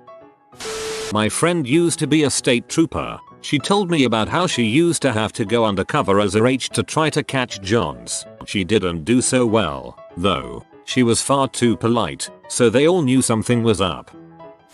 I am former law enforcement. I did a few deployments in a surveillance capacity to sit near targets in restaurants and bars to overhear conversations. Sorry to disappoint, but I didn't do anything particularly crazy. Criminals just tend to talk about the same crap that everyone else talks about, women and sports. Publicly they tend not to talk too much about their criminal activities, but you can still glean information from places they say they went to and people they say they know. Not a former undercover cop, but I have a second-hand story about an undercover cop. So, this guy appears out of nowhere and befriends a relative of mine who was involved in illegal stuff. Dude was very friendly and just down to party. Had money, paid for, product, everything. Would drop in on parties and even allegedly hooked up with hoes. Then he placed an order much larger than before. Few weeks later, relative of mine is arrested and is currently in prison. Craziest thing an undercover cop had to do to keep their cover? Buy drugs and frick B. My friend who was an undercover cop said that multiple times he had to let himself be arrested to not blow his cover. Like when a sting was going down or whatever, instead of being like, hey, I'm a cop, he would get arrested along with everyone else. One time a Homeland Security officer came up to my house undercover, flashed his badge and asked if he could come in. Once he was in, he pulled out a piece of paper with my neighbor's face on it. He asked if I had seen him around lately. When I asked what he did, and let him know I haven't seen him around, he told me what he was wanted for: sexual violation, child abuse, drugs, the whole lot. Turns out he violated his stepdaughter, and once he found out he was wanted, he went back to El Salvador. I thought they only flashed their badges in the movies, but turns out the crap's real. I worked as a transcriptionist for a while, and I transcribed some tape taken off of body mics of undercover officers working a very notorious domestic terrorism case. It was crazy. They would sound like an absolute backwoods hill people lunatic while talking to their marks. Then later, when talking to the other police officers, would sound all business and like a very professional person. I have a relative that was undercover narcotics. Before he started we had a family meeting explaining that if we saw him out and about we were not to approach him and not to say anything to him and a few other dos and don'ts. He will come to you if he's not undercover at the moment. Not a cop, but in college I took a few criminal justice classes. Our professor, who I will call Bob, was a cop for 15 or so years and had gone undercover in the 80s for a very long time. Bob was biker as a hobby and he was sent undercover to break up a ring in the biker community. Bob arranged to buy some M from some guy, and shortly after the buy the dealer was arrested. The dealer's sister started telling everyone she thought Bob was a cop, and some of the other bikers started asking him questions. So day or so after the sister started accusing Bob of being a narc, the entire group was at a bar. Bob told a few of the guys to meet him outside in a few minutes, and Bob told the sister he had some M for her and to come outside. When they finally got out there, Bob told her, "Where I'm from, friends don't call friends narcs." He then beat the crap out of her in front of the entire group. He kicked her as hard as he could between her legs, which, while not as painful if you're a woman, still hurts. Then he said he punched her 4 or 5 times in the face. Hard. He said he didn't wanna do it, but after he did that no one ever accused him of being a cop again. My cousin, who's in secret services, acted like a junkie, homeless beggar and semi-crazy Muslim religious salesman owning stall for surveillance purposes. So much for the secret. My cousin worked undercover in the biker community. He was really into working out and bodybuilding, so he managed to convince everybody that he treated his body like a temple and didn't drink, do drugs, or eat like crap. That wasn't very far from the truth, so it wasn't hard for him to play that part. He is also a former Marine sharpshooter, so he is tough as nails and pretty heavily tattooed, so he definitely gave off a "don't frick with me" vibe. I know a guy, retired police officer, who works as an investigator of crooked doctors. He dresses up in disguises and is given a fake name to use. He goes into doctors' offices and tries to find out if a doctor who is suspected of overprescribing narcotics is legit or not. He told me a story about a time he went in to see a dentist about a minor toothache and walked out of there with a prescription for Percocet and Dilaudid. He says there are plenty of legit doctors out there, but there are also a lot of careless ones who give in to their drug-seeking patients. It wasn't me, but my grandfather. Guy worked narcotics, had to get in with some guys who dealt him and was pretending to be a user himself. I believe he actually had to shoot up once or twice. One day one of the higher ups was starting to get suspicious. Didn't believe my grandpa was actually a user or anything because he didn't have any marks on his arm, where they normally do, and my grandpa told them that he doesn't shot there, but near his pelvis. Said he was more than happy to pull down his pants and undies to show him. Dude didn't want to see any dong and my grandpa got away with it. He lives in a whole but other state now for safety reasons because a lot of the guys he put away years ago are now getting out. Not an officer, but was on the wrong end of an undercover operation. In college I developed a liking for opioids and it quickly spiraled out of control. I couldn't afford my habit, so I started selling to afford using. I sold very small amounts and only to my friends. It was a horrible thing to do, but addiction makes you so crazy things and not think clearly. A kid I regularly sold to, I'll call him Larry, came over my house one night with his best friend from high school. The kid looked about our age, young 20s at the time, and I considered Larry to be a very good friend of mine. I had known him all 4 years we had been at college and hung out fairly regularly. He asked if his friend could have my number as he was moving to our area for work and needed a connect. I said sure, and that was that. I never sold on campus, and for some reason this kid only wanted to meet me in the parking lot on campus. I kept telling him no until finally one time I hit a dry patch and needed all the help I could get. I agreed to meet him in the school parking lot. I gave him 2 pills for $60 and turned to get out of his truck. I felt a hand on my forearm and turned to see another guy with one hand on me and a gun in the other pointed directly at me. Figured I was getting robbed. Turned out it was the police and my friend had set me, and others, up in an effort to get his sentence reduced. The system is so fricked up that their one goal is to arrest college kids on campus and dangle large sentences with mandatory minimums on them, so they are forced to become a CI and avoid the hefty sentences attached to the mandatory minimums. They are OR. You and you're supposed to keep in constant contact with the undercover officer and supply him with names and targets they can arrest. The issue is you're not under any supervision and you're not expected to rehabilitate yourself. Larry ended up continuing to use despite being a CI. The cops don't drug test nor help with the necessary rehab, they just want to make more and more arrests. It's a bullcrap system that takes advantage of young vulnerable addicts. Larry lived alone and was required to keep all of his dealings private so that the officer's cover wasn't blown and Larry's status as a CI wasn't jeopardized. He went silent for a few days and no one was sure why. His best friend decided to see what was up and went to his apartment. Larry had OD'd alone in his apartment about 48 hours before his best friend found him. I didn't end up helping the cops and instead went into rehab, then jail, released on parole and concurrent probation. I was facing a mandatory minimum of 4 years and the judge said I should thank him for his lenience as I could have gone to jail for up to 30 years. Fortunately, I'm still alive. I know a lot of people who lost the fight with addiction.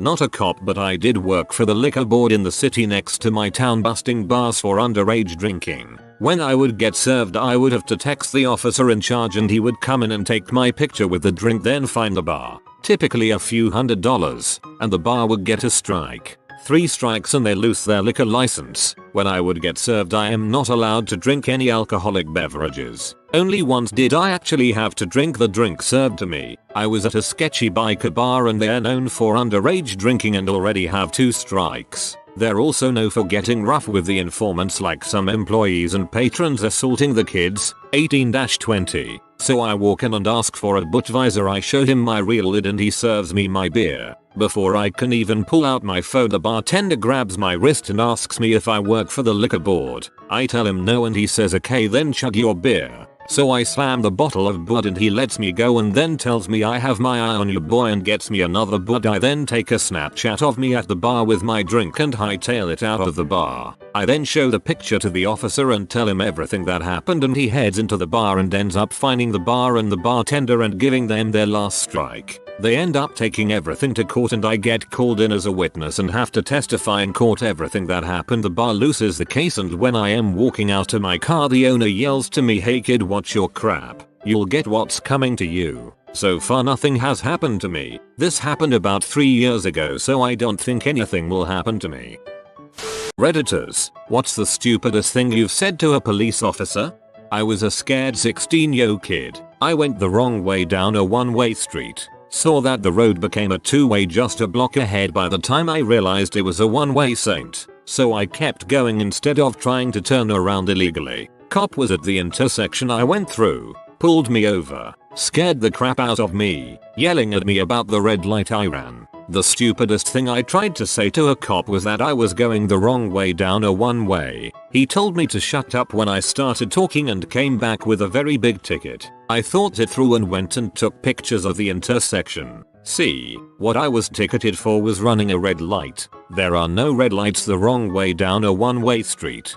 Think about it. That would be crazy. So I went to court to contest my ticket. I wore a suit, was respectful, and when the judge asked almost sarcastically while looking at my particular info, "So you're going to tell me you didn't do it or something?" How I told him, "Actually, sir, yes, because it's impossible to run a red light that isn't there." That got his interest, and he made eye contact. He sat up a little bit and asked what I meant. I told him about there not being a red light the wrong way down a one-way street. I asked if I could present the pictures, which the bailiff brought up. He laughed while looking at them, which included the street corners and enough surroundings to prove it was in fact the cross streets mentioned. I told the judge that I was apologizing to the officer and trying to tell him about the wrong way down a one-way, but got told to shut up and wasn't able to explain. The judge laughed again and said, "Well, he would have cited you for the right thing if he had just listened, but I can't cite you. Clearly you didn't run a red light," and he dismissed it. I only had to pay the court filing fee of $25. Yeehaw. I haven't been pulled over in years. You got a ticket this morning. I didn't think that would be in the system so soon.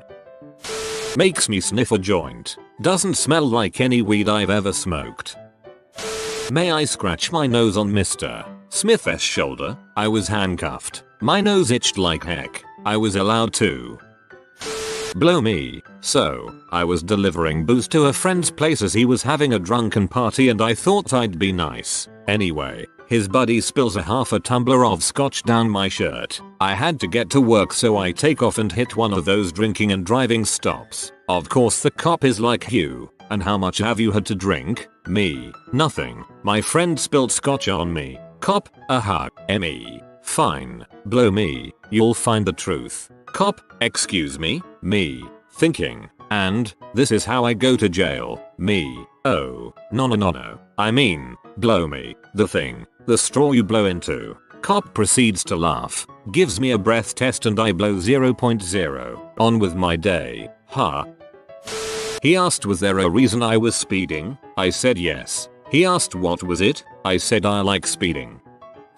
It was the 31st of December, 1999. A friend and I thought we were so freaking slick. We were standing by an ATM at the stroke of midnight. We thought that the Y2K virus was going to cause the ATMs to just start spitting money out. Right before midnight, a police officer, seeing us in our all-black garb, asked what we were doing. When we told him, he started laughing his butt off and told us he'd split the money 3 ways with us if it started shooting out. Sadly, none of us made any extra money that night.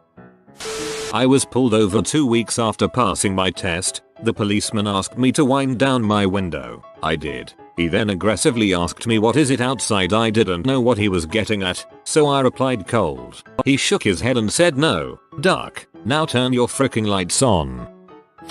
I was driving Uber in an unfamiliar town, and at about 3 AM, I asked an officer if there were any good donut shops nearby. "Did you really just ask me that?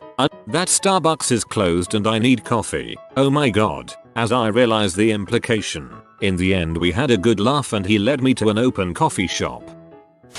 Semi-drunk me being escorted out of a bar by an officer at 21. Well, going to exercise my Second Amendment right and tell you to go frick yourself. Cop as he begins to cuff me. "Dumbass. That's the Third Amendment." My sober friend walking with us. "Actually it's the First Amendment." Got caught having sex in my Jeep in a restaurant parking lot. Told officer but she's so hot. Officer responded that's not a valid excuse. I was smashed, waiting for a bus. I wasn't making a scene. I was just visibly wasted. I could barely sit straight. So while I'm sitting there, kinda zoning out, 2 cops approach me and ask me for it, which I somehow managed to find and show them. Then they started asking me what I was on, to which I responded nothing. I'm just really drunk. They keep pressing and yelling. They were furious for some reason. I guess because I was barely coherent. When one of them gets in my face and screams, "What did you take?" To which I respond, "Fricking ethanol." A few years back my mate and I were walking down the street towards the bars in our town, rural Australia. We were drinking from a plastic bottle filled with vodka and juice, which isn't legal here, and the police drove past us. I quickly threw the bottle in the bin but they saw us and pulled over. They 2 officers, 1 female 1 male, were taking down our details and we were drunkenly trying to get out the fine. I said, "We'll do anything to get out of this." She replied, "Oh yeah? Like what?" Then I blurted out, "Dance for you." My mate and I then proceeded to do about 30 seconds of the choreography to Michael Jackson's Thriller on the street, magnificently lit by their patrol car headlights. It worked. No fine. I was about 6 years old and I had been home from school for maybe an hour. There was a knock at the door and I ran to go get it, thinking my friends wanted to play. I swung open the door to see a female police officer and I said, "Nobody's home," and slammed the door. I realized my mistake and went and got my mom to answer the door. Turns out the officer had shown up to let us know that my dad had been killed by a drunk driver earlier that day. Turns out being embarrassed wasn't the only issue that day. Oink. He told me to stop being a stupid drunk 16-year-old teen to go home. He was right. Was in my car, at a park at night after it had closed, with my girlfriend at the time. Cops roll up right after we had finished in the backseat, as we were trespassing by being in the park at this time. I get out of the car to talk to the officer, and he grills me, asking about my girlfriend. He asks me, "Is she decent?" and I'm thinking like, yeah, she's pretty hot, so I say, "Yes." Officer then goes and opens the car door and sees her still naked in the car, and goes, "No, she's not. Get dressed." He then gave us a warning and told us to leave. Stopped at a ride program, basically a roadblock checking for impaired driving. I was just getting off a 12-hour shift. Anything to drink tonight? Yeah, I had a bottle of Coke and some water. Cue 15 minutes of questioning. Never be a smartass to a cop. Crossing the border and asked what I was going to buy. I said Coke. Americans are the best Coke. I am Canadian. We no longer have vanilla cherry Coke. I know my rights.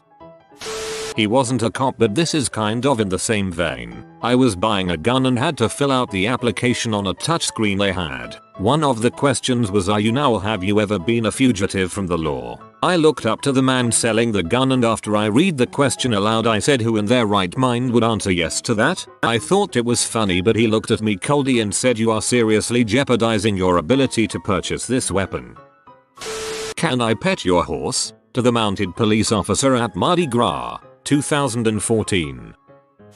After a night out, me and a couple mates decided to walk home, about 5 miles. After a couple miles the alcohol started to wear off and we thought about getting a taxi if one came past. We see something in the distance and being sure it was a taxi we waved it down and proceeded to try and get in. It was an unmarked police car and we were given an absolute bollocking by the plainclothes police officers inside. It didn't help when one of my drunken friends tried to be a smartass and said, prove it.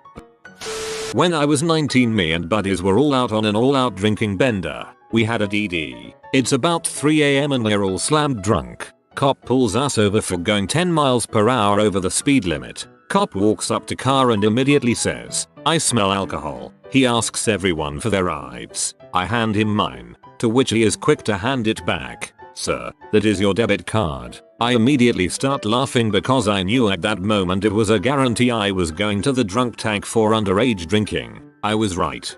Worst way to bribe a cop.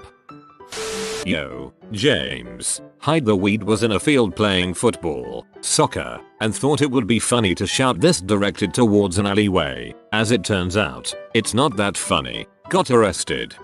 Throwing party in my dorm room in college. Everyone in attendance was underage. 2 cops knock on the door, 1 male, 1 female. They end up being pretty nice and explain they got a noise complaint and will trust us to shut it down. As they were about to leave I asked the lady cop, aren't you going to pat me down, officer? Got a ticket.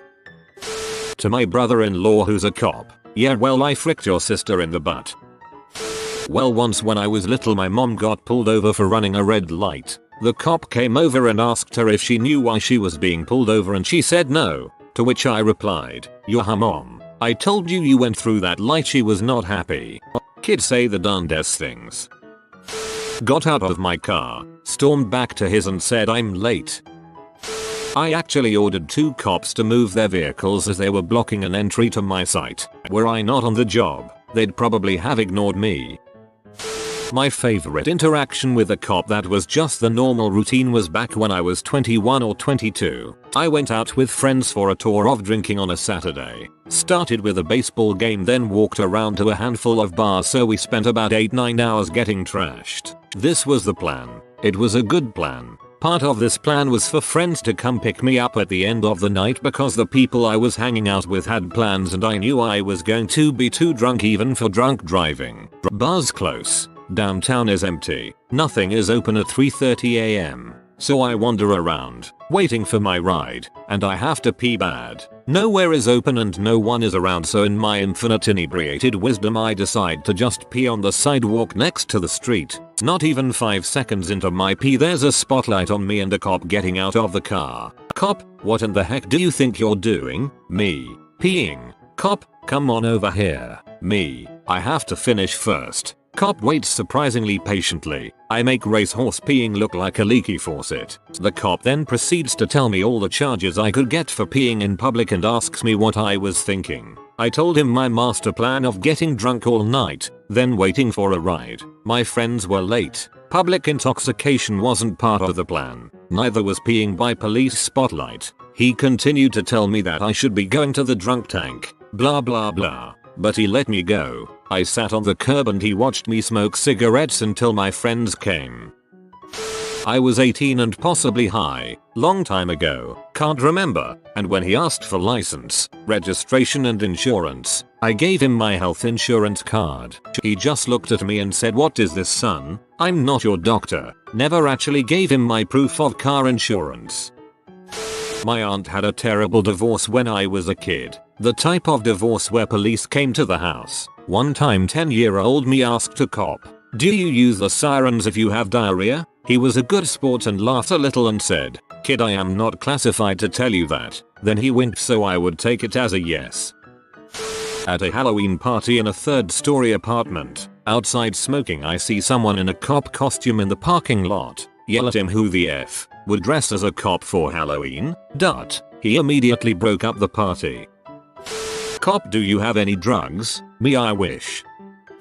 Bought a really nice wooden box of cigars, wrapped in bubble wrap and duct tape, and put in the trunk. The box was a gift for a friend. I do not smoke, and I didn't want to risk some damage during the trip to his house. Well, police makes me pull over. Officer asks me where I'm going. He asks me to pop the trunk. He opens it and finds the wrap box, which sort of looks like a bag of coke or H or whatever. He obviously asks me what's inside the wrapping. I say the truth, cigars. He doesn't trust my word, so he asks me if he can unwrap it. I say yes, of course, officer. Point is, he can't manage to unwrap the thing. I have the brilliant idea of taking my utility knife from the trunk to cut the wrapping and just get it over with. Mind you, said officer was bent over with his head inside the trunk still trying to unwrap the Gordian wrapping, while another officer was standing behind me after having checked license and registration. I say, I found my knife while holding said open knife in my hand and pointing it towards the officer. I'll just let you imagine the rest.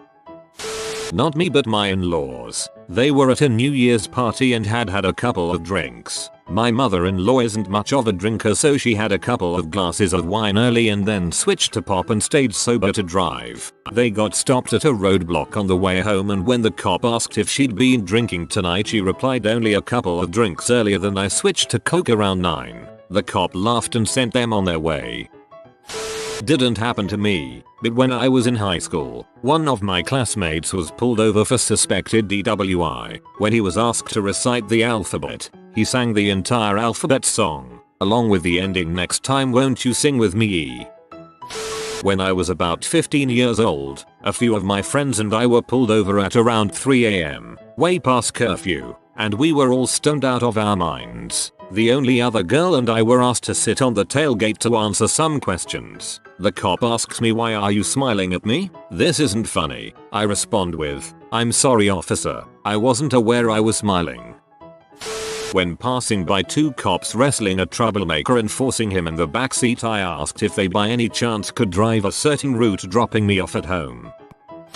Guy kept driving over the corner of my grandfather's lawn. He lived on the corner, so the same truck would cut the corner by driving over a patch of grass. My grandfather had enough of it, so he got out a 2x4, slammed a bunch of nails in it, and buried it in the torn up patch of grass. Sure enough, the same truck hits it one day, blowing out not just one but 2 tires. He's freaking mad. He calls the cops. Officer shows up, hears about what happened, and tries to explain to my grandfather that what the truck driver shouldn't be driving on the grass. That putting the board with nails in there was dangerous and could have gotten someone hurt or killed. At this point, he's just trying to give my grandfather a warning. My grandfather responds, "Crap, if I couldn't find the nails I was gonna put a bouncing Betty, a landmine, in there." The officer rubbed his brow as if in distinct pain and squeezed out the words, "You really shouldn't tell me that." Thankfully my uncle was there to stop my grandfather from repeating his claim or making things any worse.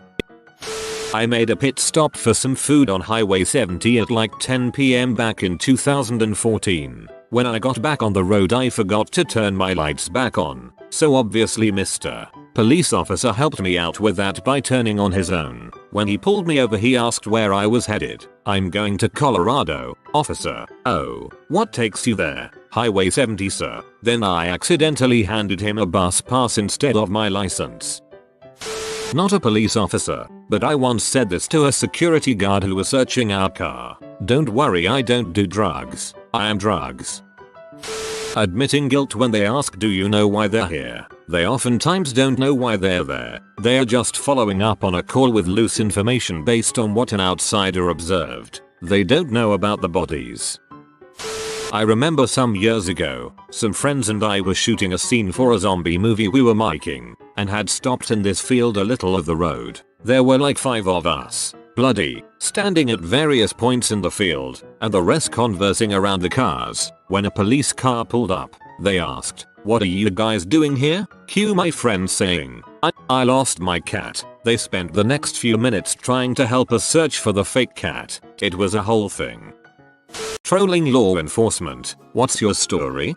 College town. Huge party. Excise cops are in town busting parties left and right. Ours gets busted. They proceed handing out tickets to underage drinkers. One kid gets a scrap piece of paper and folds it into the shape of the tickets the cops are handing out and sits on the front steps with his head in hands repeating, "My parents are gonna frickin' kill me." Cops just pass him right by. This kid will go far. When I was a senior in high school, we got a new vice principal from some inner city school who thought he was a real hard case. He would actually go around smelling kids' fingers for the scent of weed. My buddy and I came back from lunch one day, both stone sober, and heard Mr. Hardcase, I forget his real name, was coming out to the parking lot to check fingers. My friend looked at me, then wedged his right hand down the back of his pants into his butt crack. He left it there until we saw the VP coming our way, then pulled it out nonchalantly and we waited. Sure enough, the VP walked up and, in his usual threatening manner, told us to hold out our hands. I did. He smelled my fingers, then moved on to my friend. I could barely keep from losing it as he took a big sniff and then literally jumped backwards, yelling something about my friend needing to wash his dang hands. Needless to say, this ended the finger smelling technique at my high school. I knew where this story was going after the second sentence. I was speeding once, and I mean seriously speeding. I saw the lights come up behind me and freaked. I pulled over and noticed I had a bottle of water next to me. Took it and poured it all over my lap and put on the most embarrassed look I could. He asked if he knew why he pulled me and I responded, "I'm sorry officer. I really had to pee and was trying to get to the nearest restroom." But, innocent eyes, I peed myself. Something in me knew that this cop did not want me to touch his pen, his paper, didn't want to touch my license, nothing. As far as he was concerned, I was just disgusting. He said, "Well, next time, use the bathroom before you leave and slow it down, and let me go." Around 2 AM on a Saturday night I was pulled over for suspicion of DWI. I hadn't had a drop. They asked me to step out of the car and gave me a sobriety test. I passed with flying colors. They asked me if they could search the vehicle. I told them they could search the vehicle, with the sole exception of the center console. They would need a warrant for that. After several hours sitting roadside, they finally produced a warrant from a judge. The center console was empty. Wonder how they pulled off that warrant. Refusal of a search is not grounds for a search. This was about 10 years ago. My mother had a large plant in a plastic pot that died. I took the pot full of dirt and put it in the trunk of my car to replant something at my house. I forgot about it for a few weeks. I got pulled over for something. The cop asked, "Do you know why I pulled you over?" And I said, "Was it speeding? Or was it because of the pot in my trunk?" He got me out of the car and had me put my palms on the hood while I was searched. He opened the trunk and was not happy. I got chewed out for wasting his time and such and such. I noticed that not one single car passed, so it wasn't wasting too much of his time. I wouldn't be able to do that with a straight face. Huh? I've never actually done this but always wanted to. Get 5 total friends together all wearing costumes, dress up as a biker, construction worker, Indian, cowboy, and a GI. Then go to a public place where the police walk around, and just follow the cop around. Please do this soon. I refuted a police noise complaint with a decibel meter and a printout of the Boston Municipal Code on Noise Ordinance. The best kind of right is technically right. In my case, the cops trolled us. Huge house party, once a year thing around Christmas. The famous pirate party. Lady wenches and naked dudes with eye patches everywhere. Drunken freshmen as far as the eye can see. The cops are called, which we anticipated. They show up and it's 2 guys in their 30s. One is just tired, end of a long day and didn't really want to be dealing with the shit show. The other was kind of amused by all the nautical debauchery. When 2 of the housemates, both over 21, Go out to talk to the cops. The more serious cop just says, look, just get some of these people out of here. We don't want a scene, so tell them all we won't arrest anyone. The other cop chimes in with his very best pirate voice, unless they're Scalawag's first cop facepalms, and gives his partner this look that says, really dude? Everyone cracks the frick up and clears out in a good mood, taking most of the drunken 18-year-olds elsewhere. It was a few days before New Year's in the Bay Area's Chinatown. I was about 14 then, and me and my group of friends would always walk from school to my house just to hang out and play video games. There were about 6 of us walking up this really steep hill to where I lived. When you have lived in the same area for over 10 years, you notice things that are unusual, out of place, and just doesn't seem right. The strange thing I noticed was a guy, late 30s, with sunglasses on and a hat, sitting in a white pickup truck reading a magazine. We were inside my apartment for about 30 minutes before we decided to go get some food. I saw the truck on the other corner and the guy spots us. He rolls down his window and yells, "Do you guys have any fireworks for sale?" I told him I couldn't hear him, but I clearly heard him. He asked again. I said, "Do you guys have any fireworks for sale?" I told him again that I couldn't hear him. All of a sudden, he makes a turn, goes down the hill and pulls right up to us. "Do you guys have any fireworks for sale?" I said nope, and he goes, "I know you guys do. I'm not a cop, so it's cool." I told him that it doesn't matter if he's a cop or not, we don't sell fireworks because it's illegal. He starts to get irritated and starts yelling at us at this point. "Come on guys, stop being wussies. I just want to buy some fireworks for my kids." We are actually walking down the street with him slowly driving next to us asking. I told him one last time, "I know you're a cop and you're just doing your job, but honestly, we do not sell fireworks. And by the way, a cable car is coming." He goes, "So what?" I told him, "Because you're going down a narrow one-way street with the cable car coming up the hill towards you." He literally shat his pants as he sees the cable turn the corner in full speed. He reverses as fast as he could, clipping a few cars on his way up the hill. A cop on top of the hill sees this and pulls the guy over. The dude gets out of his truck and pulls out his badge to show the other cop that he was undercover.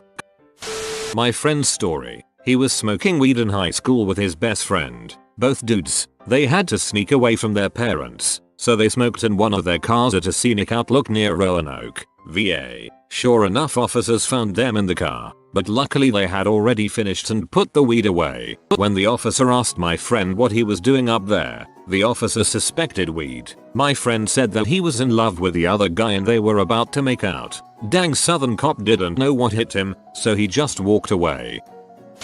Not really trolling law enforcement, but here's the closest thing I have. Early in high school, maybe 15 years old, my friends and I are cutting through a church parking lot because there is a trail through the woods on the other side, leading from one friend's house to the others. We all notice the smell of burning weed while we're near this church, so we're looking around trying to figure out who is smoking. My friend sees someone move inside the church. It's like 1 AM at this point. Pretty weird, and goes over to check it out. Soon enough, there's 8 cop cars in the parking lot. As it turns out, someone had tried to break into this church the night before, and the pastor and his entire family were sleeping inside, in case they came back. They thought that was us. The cops just absolutely would not believe that we were just passing through, and smelled the same thing they surely did, and were just checking out the situation. They detained us for 60-90 minutes looking around the surrounding forestry for our bongs. One of the cops was going around to each entrance to the church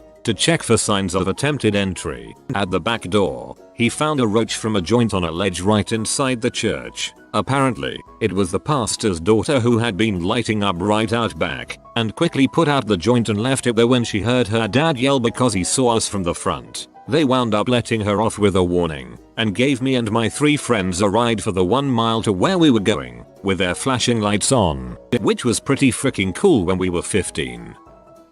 I grew up in a small town, really small. The only way to have any form of entertainment was to drive 30 minutes to the next city to go to the movies, bowling, etc. Just so happens that on the highway halfway between the 2 cities there was a small town known for being a speed trap. The highway was out of the jurisdiction of the local police, so what the marshal would do is hide in between overpasses to catch speeders. force them to pull over onto the frontage road, which was in his jurisdiction. Then he would claim an exaggerated speed. When people asked to see his radar, which is perfectly legal, he claimed that he didn't have to because it was illegal. Any claims reported to his superiors seemed to go ignored, until he ran into me. Over time my friends and I had timed his patrols and realized that he patrolled towards the end of the month. One night he had stopped a friend for excessive speeding. The officer claimed 92 in a 60 zone, which was BS. And then we knew something had to be done. The officer had taken his plate number and claimed to have seen it speeding many different times, and we knew he would look out for it. So I decided to take my phone and rig it up to record the speedometer and get pulled over by the officer.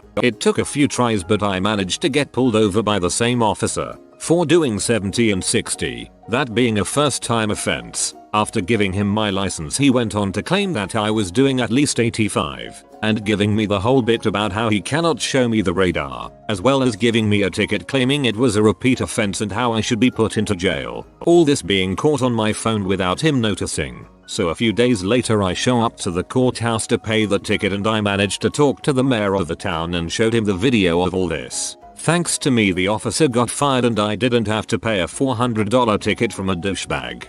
That's not trolling, that's performing a public service. Downvoted for off topic. Just kidding. Good on ya.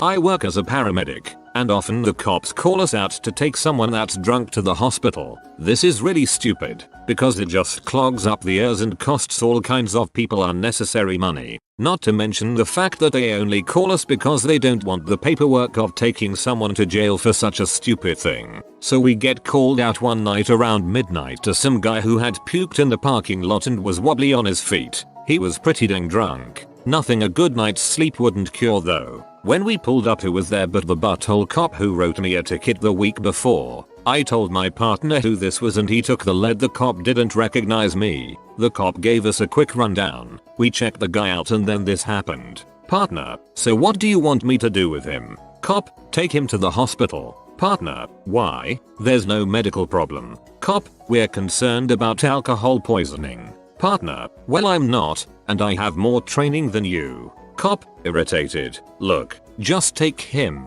Partner: nah, we don't really operate like that. Cop, angrily: well, he needs to go sober up. Partner, to patient: do you want to go to the hospital? Guy says no. See, I can't force him. Cop, yelling: well, he can't stay here in the parking lot. Partner, pause: oh, I see the problem now. Cop, his face lightens up: yeah. Partner: yeah, he's your problem. We don't take drunks just for being drunk. Cop looks stunned, then turns to me hoping for a different answer. Still doesn't recognize me. Maybe you could just give him a ticket. Then the fire captain got in the cop's face and threatened to get his supervisors out to the scene to adjust the officer's attitude, saying things like, you don't talk to my medics like that. The fire department has that kind of clout out here. We left and I giggled for days afterward.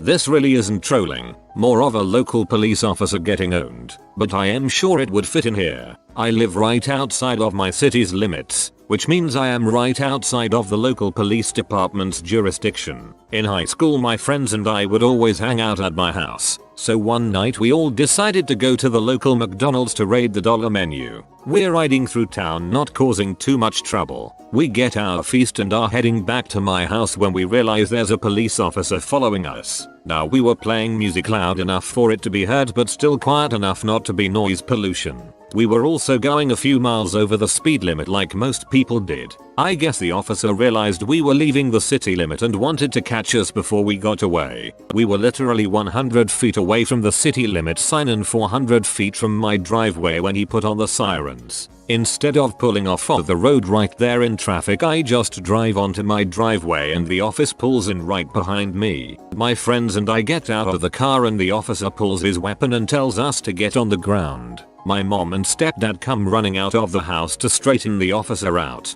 Chaos ensues and the officer fires a warning shot. This scared the neighbors and they called the sheriff's office and asked for a unit to come. Now it turns out that the local police department and the sheriff's department really don't like each other. A sheriff soon shows up to respond to the neighbor's call and ends up ticketing the police officer for trespassing and disturbing the peace. My mother drives a Jeep, which the top is off and off of. We pulled up in the fire lane out front of a bank because my mother is kind of an idiot and she ran inside to use the ATM. I was 15 at the time, and while she's inside, a police officer walks up to the Jeep, sticks his head in the driver's side window, and says, "Is this your vehicle, son?" To which I replied, "Yes. I sometimes like to park in illegal places and sit in my own passenger seat." He didn't say a word, stood back, crossed his arms and just glared at me. My mom came out about 10 seconds later. He took a look at her and said, "Have a nice day, mom," and walked away. He probably felt like your mom having to put up with your smart butt all the time was punishment enough. Junior year of college, all of my roommates and I were 21 years of age. I was the only one with a car, so I was the one who always had to go on beer runs. You can say I look a bit underage for my age, and I drove a sportier car. So within the first month of buying alcohol from this one place, I got pulled over 4 times. Not kidding. After leaving the liquor store, I noticed they had no reason to pull me over except the fact that I looked under 21. The cops did play legally, I guess, by following me until I did something stupid or noticed something wrong with my car. License plate light out. Took a right turn into the second lane. Side view mirror was broken. Rolling stop right turn on a red light. They made me do a sobriety test once on our busy college street. I got a lot of honks. Well, after completely inspecting my car, I went out again to purchase alcohol. No surprise, I was being followed by cops when I left. I knew that if I drove perfectly they could not pull me over. I drove around the block for about 15 minutes and I was shocked they were still following me. I eventually hopped onto the highway, got off, and then back on. After about 40 minutes of charades, I was getting thirsty and missing the pregum, so I pulled into my driveway. The cops followed me, waited till I opened my trunk and ran in and asked to see my ID for the liquor. I pulled it out with a big grin and they got in their cars and left. I never got pulled over again, maybe because they finally realized, hey, this dumbass is 21. The police, always doing important things to protect America.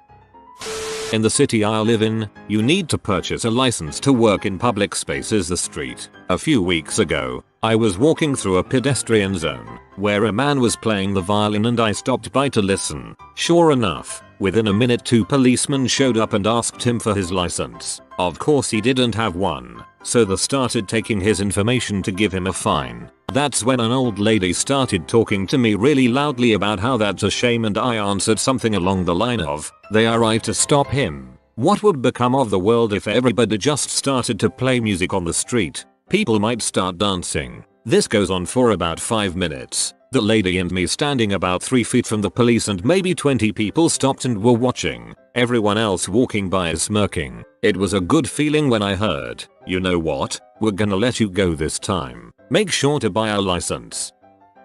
So it's the 1st of August in Switzerland, same as 4th of July in the US. A few years ago, my friends and I, we drink and watch the fireworks, and then drink some more. At some point, there's 3 of us left. We mount our bicycles and drive down the hill back into town, completely wasted, without light, singing. So a cop car flashes the blow lights when we approach, really fast. Friend number 1 drives into the bushes on the right side of the street and hides there, completely mad. My friend and I, we don't react and come to a standstill in front of the police vehicle. 2 cops get out. I will never forget what follows. The litany by the cops, duck, no light, driving in the middle of the road, endangering ourselves and other people, was to be expected. My friend nods, says yeah, and then one officer asks him why he doesn't have a bicycle bell. Mandatory in Switzerland. At that point, I am doing the math in my head. No light, wrong direction,